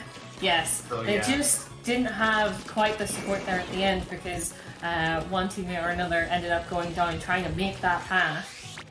So there was nowhere really for Smile to go with that Rainmaker to make that push. They were looking for it, and it does look like we're going to go right. Going to go right way if they can take care of the person that was still as the Rainmaker carrier does get the lead though, which is crucial at this point in the game. It's just whether they can extend it or even hold it, because a lot of them going down right now. As Snowpoint getting the lead right there, opting for the left-hand route, as you may or may not be able to see. They're definitely pushing hard here. Snowpoint is going up that left side, but not able to make it to the corridor. You need to. They try and go on the spinny bridge then. I think so. I don't think they had much of a choice. They couldn't make the jump with so many people around, and with the kind of like turning platform coming down, that kind of opened up that other route. But they weren't quite able to make it that far. We should also mention that as well. It's like if the spinny bridge is, down, then it is, you can get through that way. It's just that usually the time it takes to wait, if it's not there, it's just worth going to the left-hand side route. Oh gosh, that is a very important armor to get, but I do not think they're going to be able to do too much with it at that point. Gio is trying to find a pick here, but just not quite finding it. And being on their own, I didn't even notice their entire team died there. It's gonna definitely make it easier for for Snowpoint to make that push to 21. Not even sure if they went the sponge, but maybe they did. Yet again, camera do the. It was sponge, but here from the gods above, it was. They did make the sponge push. Thanks, very gods. nice. Anyways, so we see Ame-Shikō right here, just getting their team together. And he's got Seacon a little bit of a firefight and does end up winning it. So interested if they go for the left route again, or they just mix things up and go sponge, just like. It does seem like Snowpoint are really just like expecting all of their pushes before they make them. And it's really not helping them for the most part, but with one down on this side and all the team over here to try and make this push, it doesn't seem like it's actually going to end up working out for them, because there's only 2 up on the side of Ame-Shikō. So they're back to mid again, and this is, even if they don't end up getting killed, this is meaning that the timer on the Rainmaker is really going down. And that is a wipe right there with 4 specials ready to roll, one of them going off right there. Will Snowpoint look to extend their lead at this point? Even though it's supposed to end the game? But doesn't seem like they're quite there at this point. With 2 down for them, this is definitely going to be difficult. But that, I doubt will stop them. Especially with those missiles taking out one person on the side of Ame-Shikō. Certainly opens it up for them. They're going to need to grab that Rainmaker or it will reset. And then they're going to have to get it. And they will have to go back and get it. Oh, Halo just waiting it out, trying to get it at the last second, but just not quite able to. That will put them back in mid, and with one person down on the side of Snowpoint, it will maybe open this up a little bit. Okay, that pop's very, very important, but yet 2v2 right now, they're not able to grab it in time. No. Oh no. Well, it's devastating as well because it's like just the time it takes to process. It's like, oh, I've got it. Wait, no time. No time so for yeah, it. it's just no like time milliseconds in it. But yeah, it looks like Snowpoint will take that first game right here, and that one push in the second half of the game, really sealed. It did seal victory for them. Yeah, it really did. Though, given it just Ame-Shikō just really needed another good push. Like that's all they needed for that game. But Snowpoint just wasn't letting them. Just wasn't letting them even think about the possibility of getting a push going. So it does mean that in this next game, Ame-Shikō will be going into it on the back foot. But yet again, this is a best of 5. So instead of it being first to 2, like the past 2 rounds we've been watching, it is first to 3. So we do have 3 games here, regardless. But yes, we were talking about Splat Zones Piranha earlier and about how it's 2 separate zones, and that can definitely mean that it can be quite difficult to keep hold of both of them to keep your points going down. Yeah, you also got sort of corridors on. I guess you could say like open corridors. I suppose big spaces on either side of the zone, which could be. It's like you gotta watch out. You gotta especially watch out for that because you can build up special there. You can just bide your time there and then attack. There's apart from like the very outer left, outer right side, those parts right there, it's like you can use that area to group up and push. So it's like literally, I guess what I'm trying to say is all sides of each zone you gotta watch out for. It's very dangerous no matter where you look. Indeed, flankers can come from anywhere. Oh, a double cage shot. Okay, yeah, I was not expecting that. But still very much with what they tend to go for, which is hyper-aggression, right? Now we see a lot of hyper-aggression coming out from them. They don't need that backline, and they're proving that. And already 2 down on the side of Ame-Shikō, also 1 down on the side of Snowpoint, but 2 down, and continually 2 down, is not going to help Ame-Shikō to get points on the board. No, and we see Smile here, just painting up the zone, going around, and just keeping an eye on that X-Flusher from Ame-Shikō. And now we see, focusing on the right side, Snowpoint, just trying to push up and lock and, push back. Very good jump out there from May.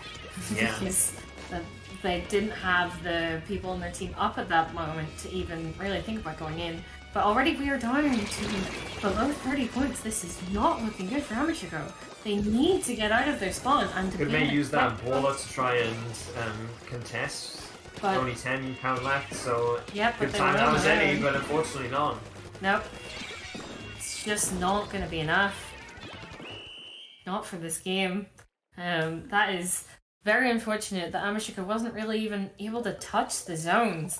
It means that they weren't able to put penalty points on the side of Snowpoint, weren't able to slow them down, They did try to get back in a number of times, but just they kept getting picked off, and it just didn't go in their favor. Yeah, unfortunately not. And as well as that, didn't really see many specials as well. Like they didn't really have the chance to I mean, you did see May right there towards the end, but it's like, here's the thing. It's like you can kind of understand why they didn't use that, because it's like, well, if you just push it on your own with that one special, so you detonate the ball in the zone, right? It's going to contest it for like 2 seconds, and then you're dead. So that's like another person down. Yeah, and especially as an explosion down anyway. So it's like one of those things where you kind of it's like if you like a new player or someone outside the game watching, like, why didn't they just use that there? But it's like not as simple as that. They didn't have enough specials to coordinate that push towards the end. Very, very unfortunate. There's still this one game. If they can bring it back, then we might see a game 4. But this is going to be on Tower Control Humpback Pump Track, which yet again we have seen before earlier.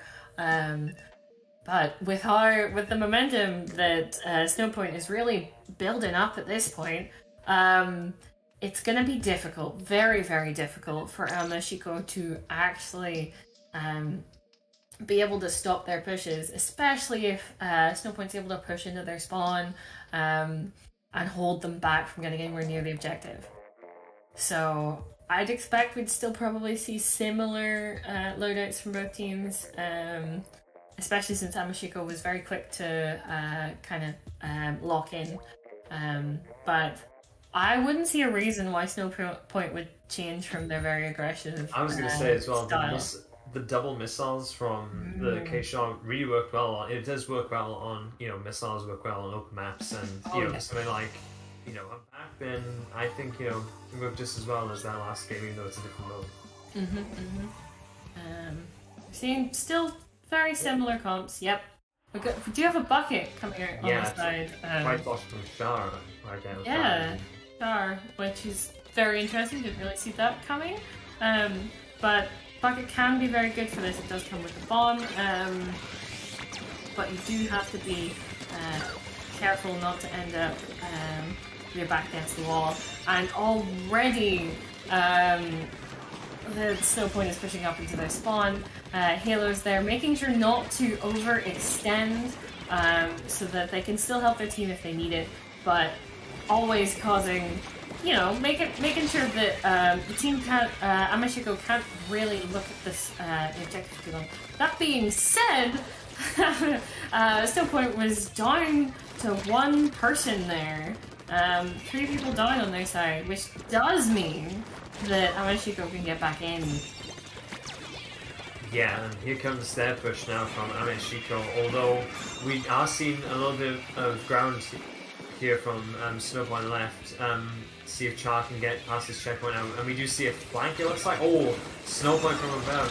We see Chu jumping on that tower to stop that push, and as we can see, Snowpoint now have control of it again. But and after a very quick wipe. That was a good push on the side of Ame-Shikō, getting points on the board. Not to the extent that that Snowpoint was able to, but points are important. And no one's passed any checkpoints yet, so it's still very much all to play for. Yeah, it's like Snowpoint, we are close, but they're just not quite there yet. And as we were saying earlier, we do see, oh wow, all 4 of them. Wow, there's all 4 of them on that right hand roof then. You really don't see many people all just jump up onto that window area there instead of being on the tower. That was very coordinated. Yeah, very, very, very coordinated. We had Halo, kind of just edging away, and now we see looks like Chano and it was Chu, Chano and Chu that were up there trying, getting some ground, and all the while they're getting up to checkpoint 2 right here. Oh, with the double team though was really nice from Ame-Shikō and Gio as well with that Echo, Carbon Echo right there, getting some nice picks. And if Ame-Shikō can get some ground back here, I think they'll be able to start up their next push again quite soon. But for sure. say that. but they're gonna need to keep getting those guys off tower, and especially since they're now one person down, they need to be careful because they could easily get picked off, especially with that armor. And Gio able to get that far kill with the burst bomb, but being in middle with not very much paint coverage, it is very good that he was able to get that trade, but not very likely he was going to live much past that. But let's see if Splat is just right in the tower right now. We're going to avoid that bomb. I will say that by the time the tower gets to checkpoint 2, Ame-Shikō, you know, like, that's the point where they kind of click with their defense, where it just kind of sort of just switches back round to them. But then it's like they can't even get round the get around the corner past towards checkpoint 1. It seems it's like Snowpoint will just take it right back, as we're about to see right here, maybe. But then again, they did have 2 people down, so maybe this is their chance to try and push again now. Yep, we are just gonna have to see if they're able to get that kind of push going. But with 2 down, this does not look very good. And it also, Char there in the middle, all on their own after that, still holding in there, but not able to stay alive for too much longer. This does look like Snowpoint's going to get another push going, and while Snowpoint is pushing, that means that Ame-Shikō cannot be pushing again. Some good missiles from Channel right there. Just Snowpoint now just want to get that mid ground back to prevent any more pushes from Ame-Shikō, which is understandable right here, though it is looking even right now. Yeah, very even. Like, it was a lot of purple there, but now it's looking even, so May now could have the chance to push right here. Or you have all these projectiles, unfortunately, getting off off the tower. Keep you off the tower, yep. Oh, gosh. All it takes at the end there to stop that overtime is the enemy team being on the tower and you not being. Which is very unfortunate when you have armor or you have a baller and they can just yeet you off it, for lack of a better word, with a bomb. So it's very unfortunate when that happens, but it does happen. And that will mean that Snowpoint, yet again, take it with a 3-0 against Ame-Shikō. So, and that will also mean that we will be getting into, I do believe, winners final? Grand finals. Grand finals.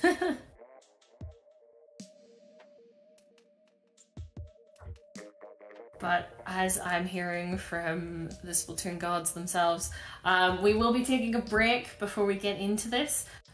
So just make sure to stick around. We still got the grand finals to go. So we will be right back. But yeah, see you in a little bit. Take care, we'll see you in a bit.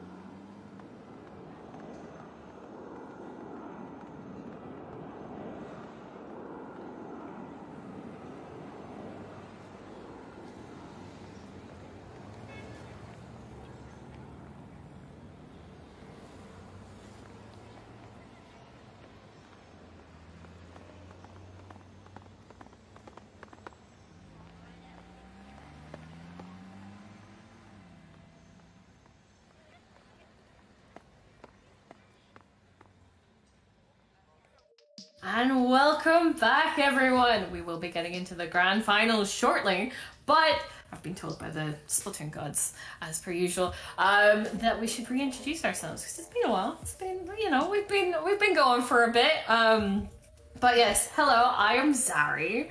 I commentate some Splatoon. I used to play competitive, probably will get back into it, you know, with Splatoon 3 on the horizon. But yes, I'm Zari, and then we also have... Yo, I'm Lou, so I also have played Splatoon competitively, but now just like Zari, I mostly just do, you know, I'm doing commentary and I love doing commentary like for Squid League and stuff. But yeah, I'm kind of just sticking to commentary until Splatoon 3 comes out. Will it be March next year? I don't know. Oh, I don't think it'll be March. My God thinks it's March. Or thereabouts, so I'm hoping. March, yeah. It's not March. I really hope it's not March, because you'll never let us live it down. Anyway, whenever it does come out, gonna be looking forward to getting back into this whole scene again. But yes, we should probably get into the game we're going to be watching.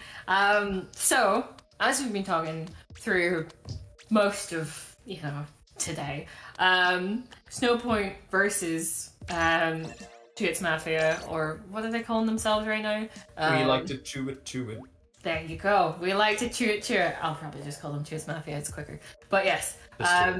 So I do believe when we saw them earlier, we did see this set earlier, it was a 3-0 on the side of Its Mafia. They are the team to beat in this tournament. They have in the past tournaments in Inkfest, any of the Inkfest Cups, I do believe they've won all of them. So we're very much looking for Snowpoint here to you know, find somewhere to just dethrone them. Or even just get to a game 4. We would love to see a game 4. Please. 4 game 4. And 5, but mostly... well, 5, yeah. But 5 is a miracle. 4 is maybe possibility, hopefully. So yes, we'll say that the players we're seeing on both sides, we're seeing Ninja Train, Chano, Smile, and Halo on the side of Snowpoint. And on Chewit's side, there's IPS, Spore Cloud, Snipes, and Cool Dude. So it does look like we're going to be getting into this first game in the set, which is Splatstones on Anchovy. I don't think we haven't seen Anchovy today yet, have we? On stream at least. No, not on stream, no.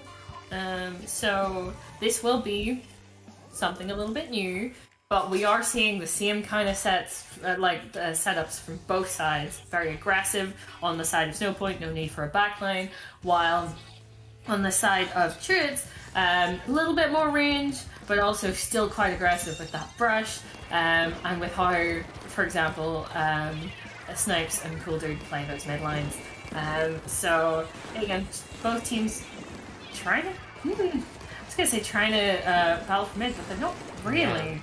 No, we've got Chewits right now with a good solid control of mid. Meanwhile, you have Chano just trying to get into that side route, but unfortunately is going to get pushed back. Though we'll say they're waiting patiently, you know, with those tentative missiles, which they have again. But we do see Spore is going to do the trade right there, and now we see that Cool Dude able to take the other player down as well. So this is really not looking like a good place for Snowpoint to be sitting. Especially, we're below 20 points! This is ridiculous. But very, very similar to what we saw earlier. Especially on Splat Zones. So yeah, freaking, oh my word, Snowpoint just not able to get anywhere near mid. Sure, it's not giving them any room to breathe. Well, if this is how Its Mafia intend to continue these games, they may just be very, very quick. Yes, indeed. Perhaps for this next game, Snowpoint will opt to deviate from the two K shots, which worked really well in the last set. Don't get me wrong, because you had the double missiles. But maybe they will switch out for an armor weapon, as you know, since Chewits with the armor's already great on its own, don't get me wrong, but it's like they all have that synergy. You know, it seems to have the synergy, you know, with the Inkjet and the other specials that they have on the team. So yeah, just gonna see. It'd be interesting to see what kind of weapon choices, any weapon changes. Yeah, I would say Jets can definitely, are probably definitely going to stick with their choices. They can work very well on a lot of different maps, but I do think that Snowpoint need to change it up at least a little bit to deal with what Jets are bringing to the table here. Because if they're not able to get close enough to utilize their aggressive frontline weapons, as shown, then they can't get anywhere near the objective. Now it's a little bit different with Clamblitz. It's a very it's not a stationary objective really. You can go in from multiple ways with power clams. You can jump in with power clams. You can sneak in. Like there's lots of different ways to do this as opposed to just getting to the zone and painting it. But we are going to be getting into this second game in the set, which will be Clamblitz the Reef. Yes, indeed. So, while it loads, you can get a little bit of a view of the map right here. Basket being quite close to mid, though it can be tricky. Let's see how tricky it is. We've seen. Yeah, when you get these kind of maps where it's the baskets, there isn't too much distance between the two. It's so easy to just get push after push after push. Because you can just keep grabbing more clams from mid and swimming straight back in again, and it can be quite difficult to defend. So just seeing both teams trying to find their way in, but that's first one down on the side of, two down on the side of, no, but three down. A white right there okay. coming out just from shouldn't say anything like that. A wipe. There we go. A wipe and a push, and this should get it. Yep. I wouldn't be surprised if they have the lambs to get below 50, but they just don't seem to have them quite by. Yeah, I don't think they're going to actually get back to the basket.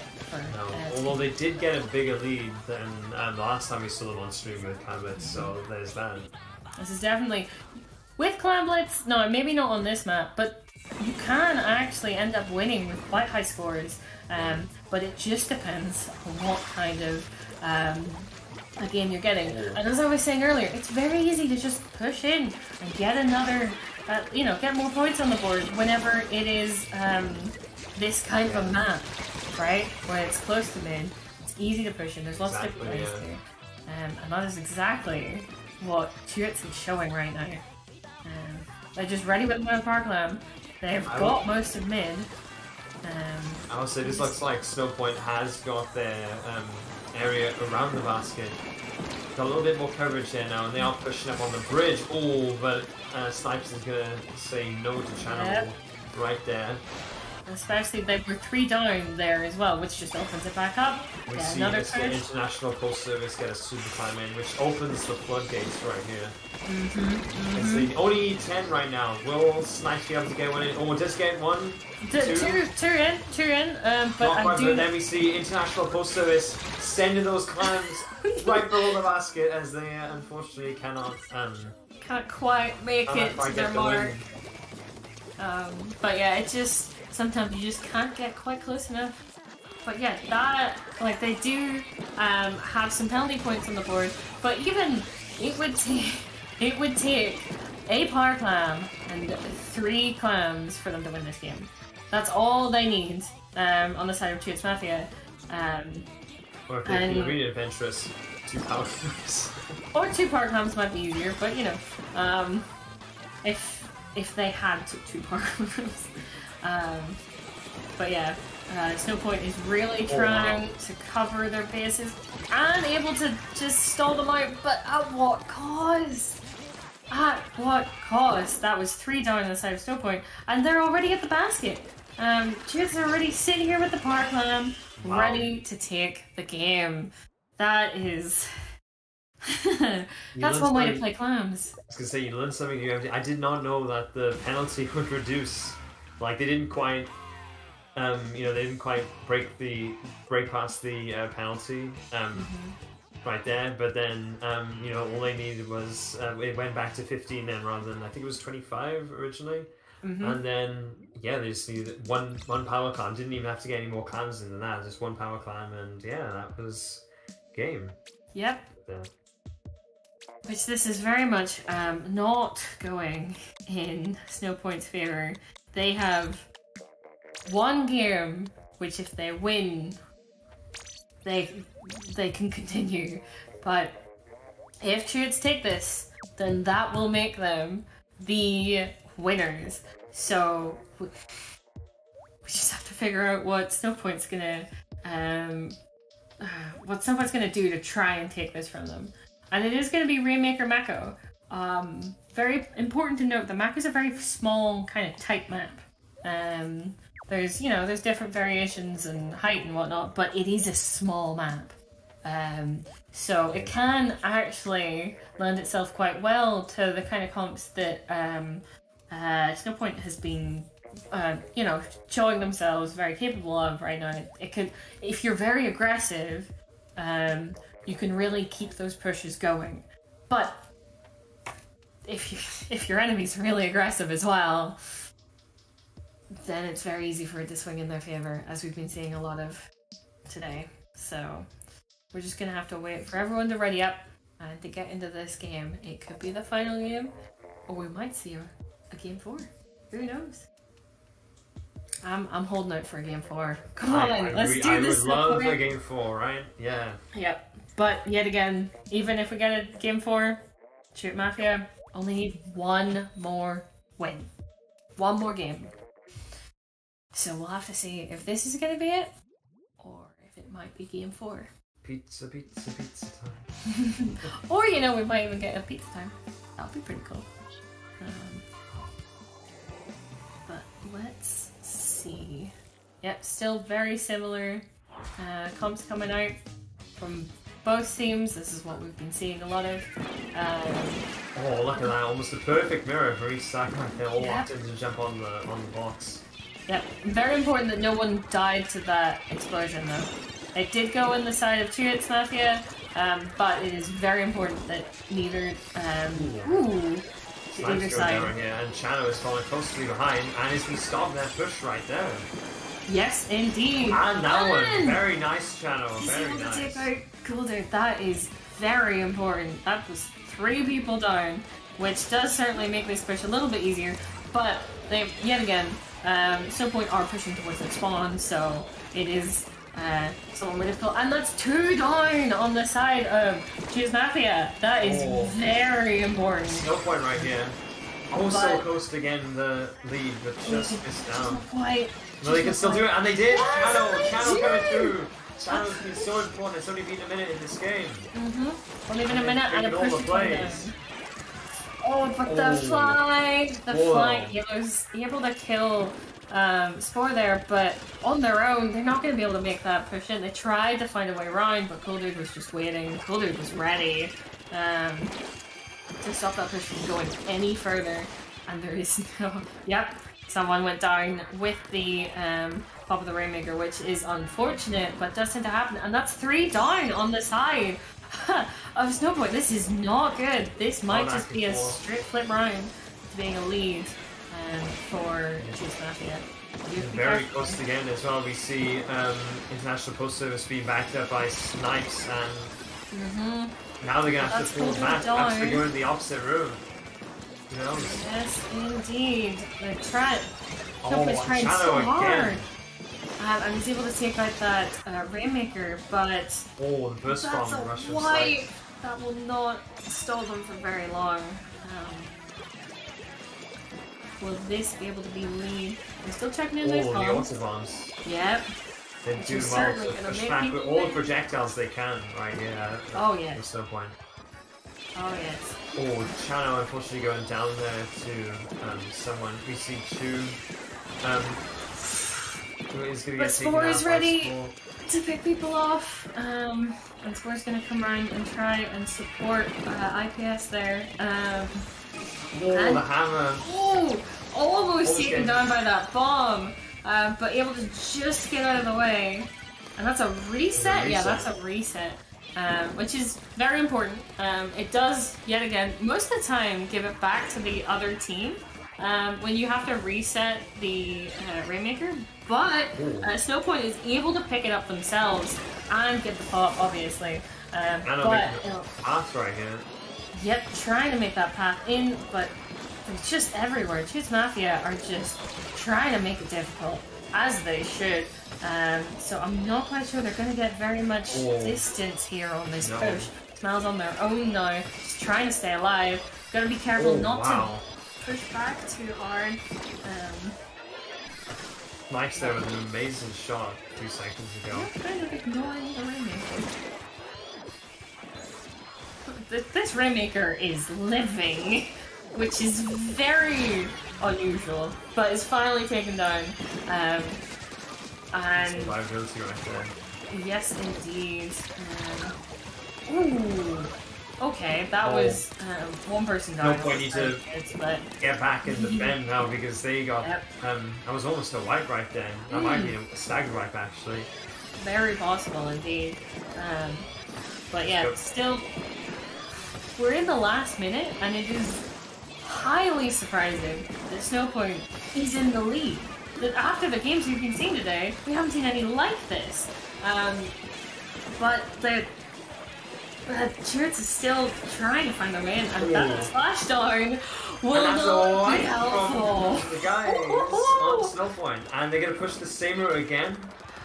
Very good, because of course they'd have the option to you know, kind of hold back, defend, but of course it be, you know, the other team being Chutes, they could easily push hard, and then all they'd have to do is pick it up to win. So yeah, exactly. Hard to see that they're pushing rather than holding back like some teams would in this situation. And in fact, they're going to try and push this left hand side. They're going to stall for time on the right. Ooh, Cool Dude able to get that pick, and that will mean if they're able to. Oh my word! That might be a crucial mistake there from Snowpoint, because Chu almost getting the pick. Almost. Spore got it. Now Spore is probably going to go to mid, and on the right hand route, will you prove me right? Spore. Maybe. Well, they're hanging back at mid right now, but the clock is still ticking in overtime. Just be holding it. Because they want to get this win. If they get this win, they've won the tournament. Game 4! But we're getting a game 4! Yes! Well done, Snowpoint. Well done. This is what we're here for. Able to get that push. Able to defend so that Chutes isn't able to get anything else. And letting us see Tower Control Sturgeon. Yes! Oh, you love to I gotta see say, it. playing the game for me right there was Chano, just like such a good start within that opening minute, and they just held that, like they didn't have another push then, which took it up to, was around 28, 24, can't remember. I think it was 29. 29, yeah, 29. But then, you know, they did so well to defend, and it was like Chutes got to the same point, right, because they were using the same route, but they just couldn't really get around that corner. Like they got very close, but they just couldn't. And just couldn't. Yeah, Snowpoint with the you know, the quick grab and run at the start, and then they kept that momentum going, and then just.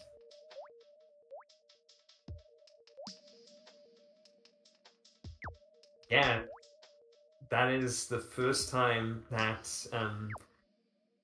someone like another team has beaten Chutes across all these cups that we're doing. So yeah, it's like, you know, last match right here. So and yeah, well done Snowpoint, because you know they've taken a game off Chutes right here, which no one has done since the start of these cups.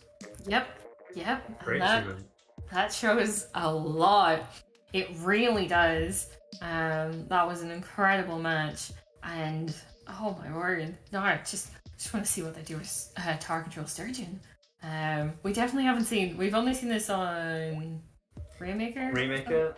Yeah, I think just Rainmaker. Maybe But Splatoons? have we seen Splatoons? I don't think we've had Splatoons on this. Maybe. No, we don't. But anyways, we are on the Tower Yeah, Control. we're on to Tower Control right now. Interesting. For game 4, it feels weird to say game 4. Yes, What's happening? game 4, yes. You love to see it. and maybe we can actually get a miracle. But you know, don't want to jinx it. Christmas miracle. The Christmas miracle. But yeah, let's just see how this plays out. Still same comps, pretty much, but just an extra armor on the side of Snowpoint. I think they had the other bucket before, but I can't quite remember. But yes, both teams trying to feel each other out, trying to get that tower. But Snowpoint is able to get it first, but immediately is taken down. That's 2 down on the side of Snowpoint, which is not good, but still Spore's dead as well. And that's another person down on the side of Snowpoint. So this could very well be quite the starting push for them. And now we just see international post service. Well, they were on the tower, now they are not. Cool Dude unfortunately goes down to Halo right here. And they do get up quite close to midpoint to it, but you know, only a minute in, not lots of time left. Exactly. They are able to get through that first checkpoint, which is always important. Checkpoints keep you still, keep you make a massive target on your back, and can be make or break in like a last second push. So we are seeing here that Juice is trying to take control of mid again, trying to make the space to make another push, get a bit further. Sport does get the spot on that was Chu right here. No, yeah. They can't quite get into the base as Halo shoots them right down again. Yep, missiles. We all slept on them for so long, but they just, they make or break sometimes.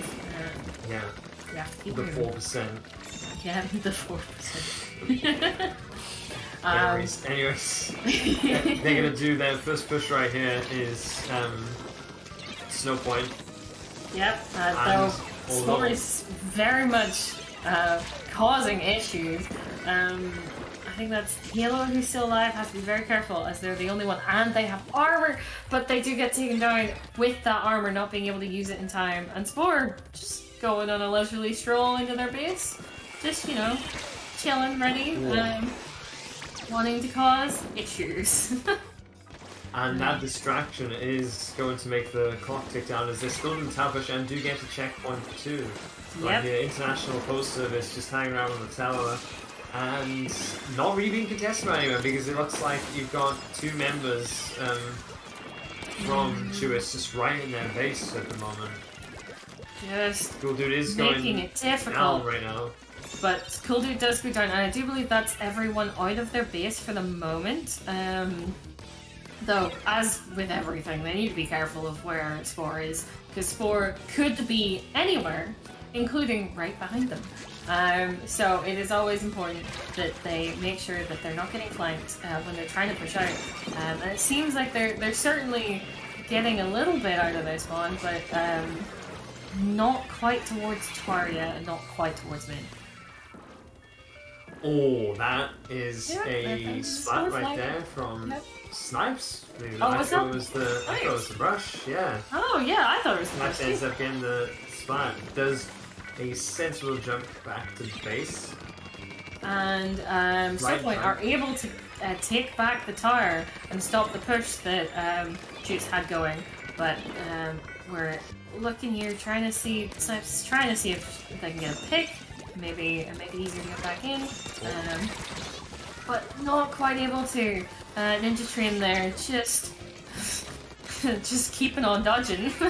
That's what you do with those Jillies after all. Making himself very hard to hit. Oh, Chu is gonna just get away to the tower. Ooh, nice. Not very back nice to base, job. because at this point you want to be pushing up with your teammates rather than going all the way back to base. So good choice by Chu there to jump to his teammate on the tower. Oh, but very much back into kind of not a good place to be there with 2 people with armor. You know exactly where you are. But 30 seconds left now. Wow, time is ticking, and it's not looking good for Snowpoint. It doesn't seem like they really need to get quite the push. They need to push to 16 at least if they're going to be taking this game, and that means they need to get that tower moving. But none of Chutes has anything to say about it. But it is actually, as I said, out with the 2 splats, and there's only the Nautilus alive. Yep, yep. Alive. This is the time. We're over time. As Chutes pushing right up, they're definitely going to get past that checkpoint. I'd be very surprised if they didn't get past that checkpoint in the straight. Agreed, but this is what I was meaning before about checkpoints. That really does slow them down. Like, it's very, very possible for Snowpoint to be able to get a push like this, but when they have that first checkpoint, it just takes so much longer to get further into the base, which means that they're able to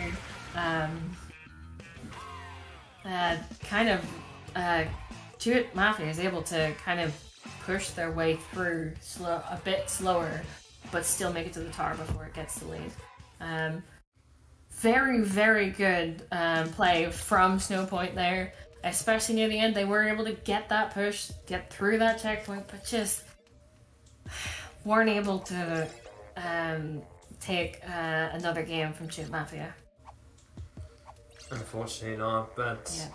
I will say Snowpoint has given Chutes the they had to really work for the most they've had to work for the win here in the grand finals, or just like in general across like with the winners finals. It wasn't just a straight up knockout. They had to work for it. So yeah, well done to Snowpoint for getting this far in the tournament and managing to take a game off Chutes in this final set.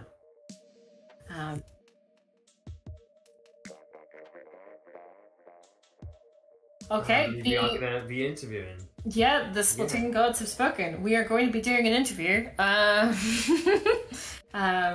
which is okay, cool.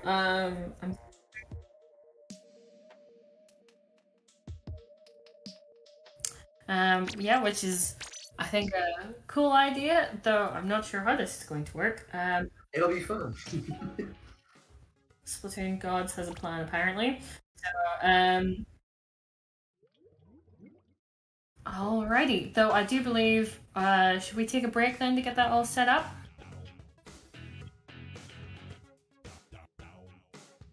I think we should take a break to get this all set up. So we will, don't go anywhere folks, because we will be right back with an interview. Yes, indeed. So we'll be back in just a moment. See you guys in just a little bit. See you.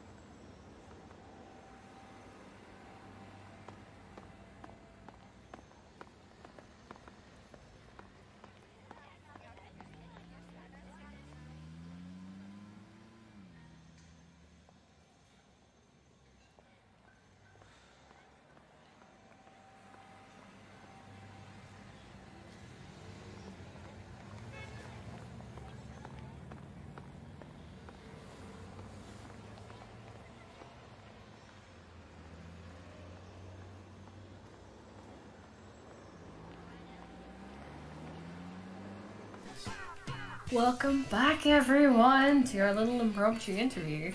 I suppose, just to remind you that I'm Zari. We also have Lou here. Hello. And we're going to be seeing a bit of a certain Pixel Squid as well, who's been behind the scenes this entire time, but is going to be joining us. He is to help the us with Splat this God. Oh, I'm here, everyone. Hello, everyone. The Splat God. Welcome. Yeah. There were some pretty hype games today, as we can see with the brackets. Oh, yeah. I'm just happy that grand finals was pretty cool to watch. Don't know if the chat knows that, but it was pretty cool. Yes, especially that upset with the third game. Oh my word, you saw that coming. Yeah. So yeah. we're gonna just jump straight into a spontaneous interview with Twitch Mafia in a second. Cool. Yep, in just a second once we get them all in here. But yes, we'll have to got a couple questions for them after their set today, and also to do with their track record in all the past tournaments, as we keep mentioning about how they've won them all. It's like, oh gosh. But no one has come as close as Snowpoint though, to kind of dethroning them a little bit. So we'll see what they have. In just a second. We are here with an interview with winning team Inkfest Cup, Twitch Mafia. Hello, everyone. What? Hello. Hello. So, sign off. How does it feel to win just Inkfest in general, all the 4 cups, which is pretty crazy to see? Feels great, to be honest. Just great, honestly. Yeah, some amazing games we saw, especially with the grand finals. Was Snowpoint did so well, almost getting the almost like a 5 game, but it was super close. Yeah, they played really well. Yeah, Like, yeah, that's really like- well. Going into this, Snowpoint was the one team that we look at the bracket and we think, okay, that is the main threat we have to worry about. Like, look at those guys, and then it's good from there. Yeah, we were also looking forward to the first set you guys had against them, and then traveling through the losers bracket, wondering if maybe Ame-Shikō might upset it a little bit more, and you might see you guys against them. But Snowpoint came back again for that grand finals showing, so this is a very, very good set to watch. But yes, I've seen you guys a lot around in different tournaments. Obviously not going by we like to cheer it, but as Cheers Mafia. What have you guys been recently like playing tournament wise? What's kind of been going on like beyond this tournament? To be fair, we've been as Chewits, I guess this group of players we managed only been playing Inkfest since lately we've been more of a pickup group. So like all of us have been playing the game. We've been playing like tournaments with other pickups and other players. So we're still active in the game, but as Stewards, we haven't played together in another tournament other than this in quite a while, actually. Well, good to get you guys playing in this then. Yeah. So, something complete off topic but random. Out of all the team names you named through Inkfest, which one's your favourite? So we got, so we got Twitch Mafia. We got OG. When I Chew It. He went out. Chew on this L. Or we like to chew it. No, chew on this L is a banger. I didn't even know that was a name because I didn't play that one, but that's amazing. My favorite one was the one from like the first cup. Chewits pick up magical ponies, I think it was. Oh yeah, no. Yeah, you came up with that name. That's a bit. Yeah, I typed that off. I typed it up on a whim. I was just like, no. Yeah, okay. Something, and just like, yeah, let me see. Okay, but I also think this one, we like to chew it, is really good because there's actually a reason behind it. Like with the 90s ad, like they made a version of the song that just says we like to chew it. It's catchy. Older than all of us. It's a banger. Yeah. I think it's everybody in the team actually, but it's a very funny advert, and you know, we were already basically endorsing the product. We may as well give it some advertising, you know. The thing I love about you, like all the team names that you guys have had throughout the cups, right? Is they also like album names of gratuitous collections. So yeah, I love it. Really Even somehow the pony one, I don't know. Somehow it just feels like that follows the trend. So I completely forgot the pony. Like, didn't list the pony one because it was just too long. I just called you Truitt's Mafia. That's why I thought it was about this. But yeah, I just totally forgot about that. Amazing. Fair enough. Amazing. Also, this for this cup, you do know it's good whenever every time it's mentioned, Lou kind of sings it. Every time. So very good on the naming. So I guess I get a final one or two more questions. What was your favorite match throughout Inkfest? There were a lot of matches that we played, so it's kind of hard to remember some of the top of my head. But I think this most recent set definitely had some of my favorite games. Not only to play, but to watch. I didn't play the first two finals because I had other things going on those weekends. But I remember I watched them, and there were some good games there. But I think this final definitely had some of my my favorite games, just because going into it, I think on our side it was a very different sort of energy to any other match that we'd had before this one. I'd say, going into the Snowpoint, so we were all thinking, you know, okay, we've got to put our heads down. We've got to get this victory, make them chew on this L, you know. Yeah. Get the victory right now. Because Snowpoint were literally standing there menacing. But anyway. To be fair, two of the players on Snowpoint did actually play with, the Truitt's pickups, over the Oh yeah. cup. Yeah. Ninja Train for. I know. Yeah. Shout out to the second one, and Ninja Train's been playing with us all three of them, the past three. He defected to the dark side. Yeah. The necessary evil. Downgraded. As Splatoon 3, obviously it's gonna come out at some point next year. not March, Pixel. Not March. Maybe March. I'm not gonna say anything here. That's not the point. How much are you guys looking forward to Splatoon 3 in the future? Very much so. Very much. I don't want to play Junior anymore. You want that freedom? Maybe you'll get it, or maybe they'll just make us play Junior again. Do you guys think you'll play with each other together? If say there's a cup, we did the cups like this for Splatoon. Do you think we can see you guys in the future? No, I hate it. Wow. I cry. Two sides.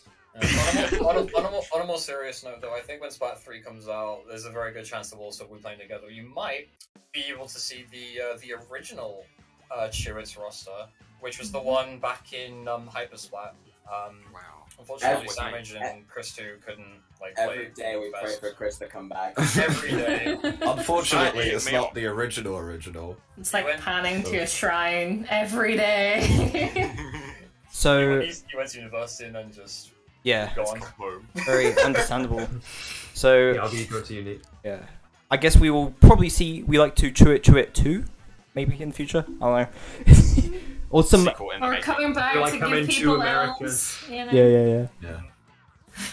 Thank you so much for the interview. I appreciate it. And yeah, congratulations to your team winning. Woohoo! 1,000 Nintendo Go points each. Coming soon, NTM. It's gonna be so cool. But yeah, thank you so much. No problem. Thank you. Thank you guys. Thank you for hosting the tournament. Yeah. No worries. It was cool. I hope to see you, and I hope to cast more of your matches in whatever you're playing in at some point. That there were some really good sets. Thank you. So yeah, I think we're going to wrap.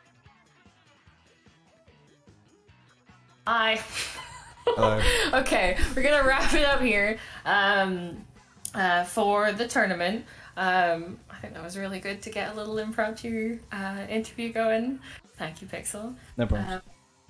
But yes, shout outs to everyone behind the scenes who's been at all involved. Pixel, obviously, for being the Splatoon god in our ear, dealing with the Twitch, and making sure everything was running smoothly. And also to Mark with a C, who's also been here. Pleasure. Yep, for doing all the mod stuff, making sure everything's good in the chat and dealing with all the like scores and whatnot. Very much appreciated. And also to my lovely co-commentator, Lou. Oh, Thank you. It's been amazing to commentate with you again. It's been so long. Yeah, I know, right? And a massive thank you to you for being, of course, like the main commentator across these games. It's like it's been absolutely great to commentate with you, and we all do appreciate it. Mm-hmm. And to everyone who took part in any of the cups, not just today's, any of them, thank you so much for playing. This has been incredible, and it's only been possible by people actually signing up and taking part. Yeah, and lastly but not least, thanks to everyone who's watching right now, anyone who's who will be watching the VODs, all that good stuff. Ooh. Because without you as well, like if there's nobody watching, this thing, then but it's like it's awesome, to see like have this much support in the UK community. It's been great. Yeah. And I think given all that, we are probably just gonna be ending here. Thank you everyone again, and see you next time if or when we get the chance to do something like this again. Take care all. We'll see you at some point in the future. Bye. Bye bye.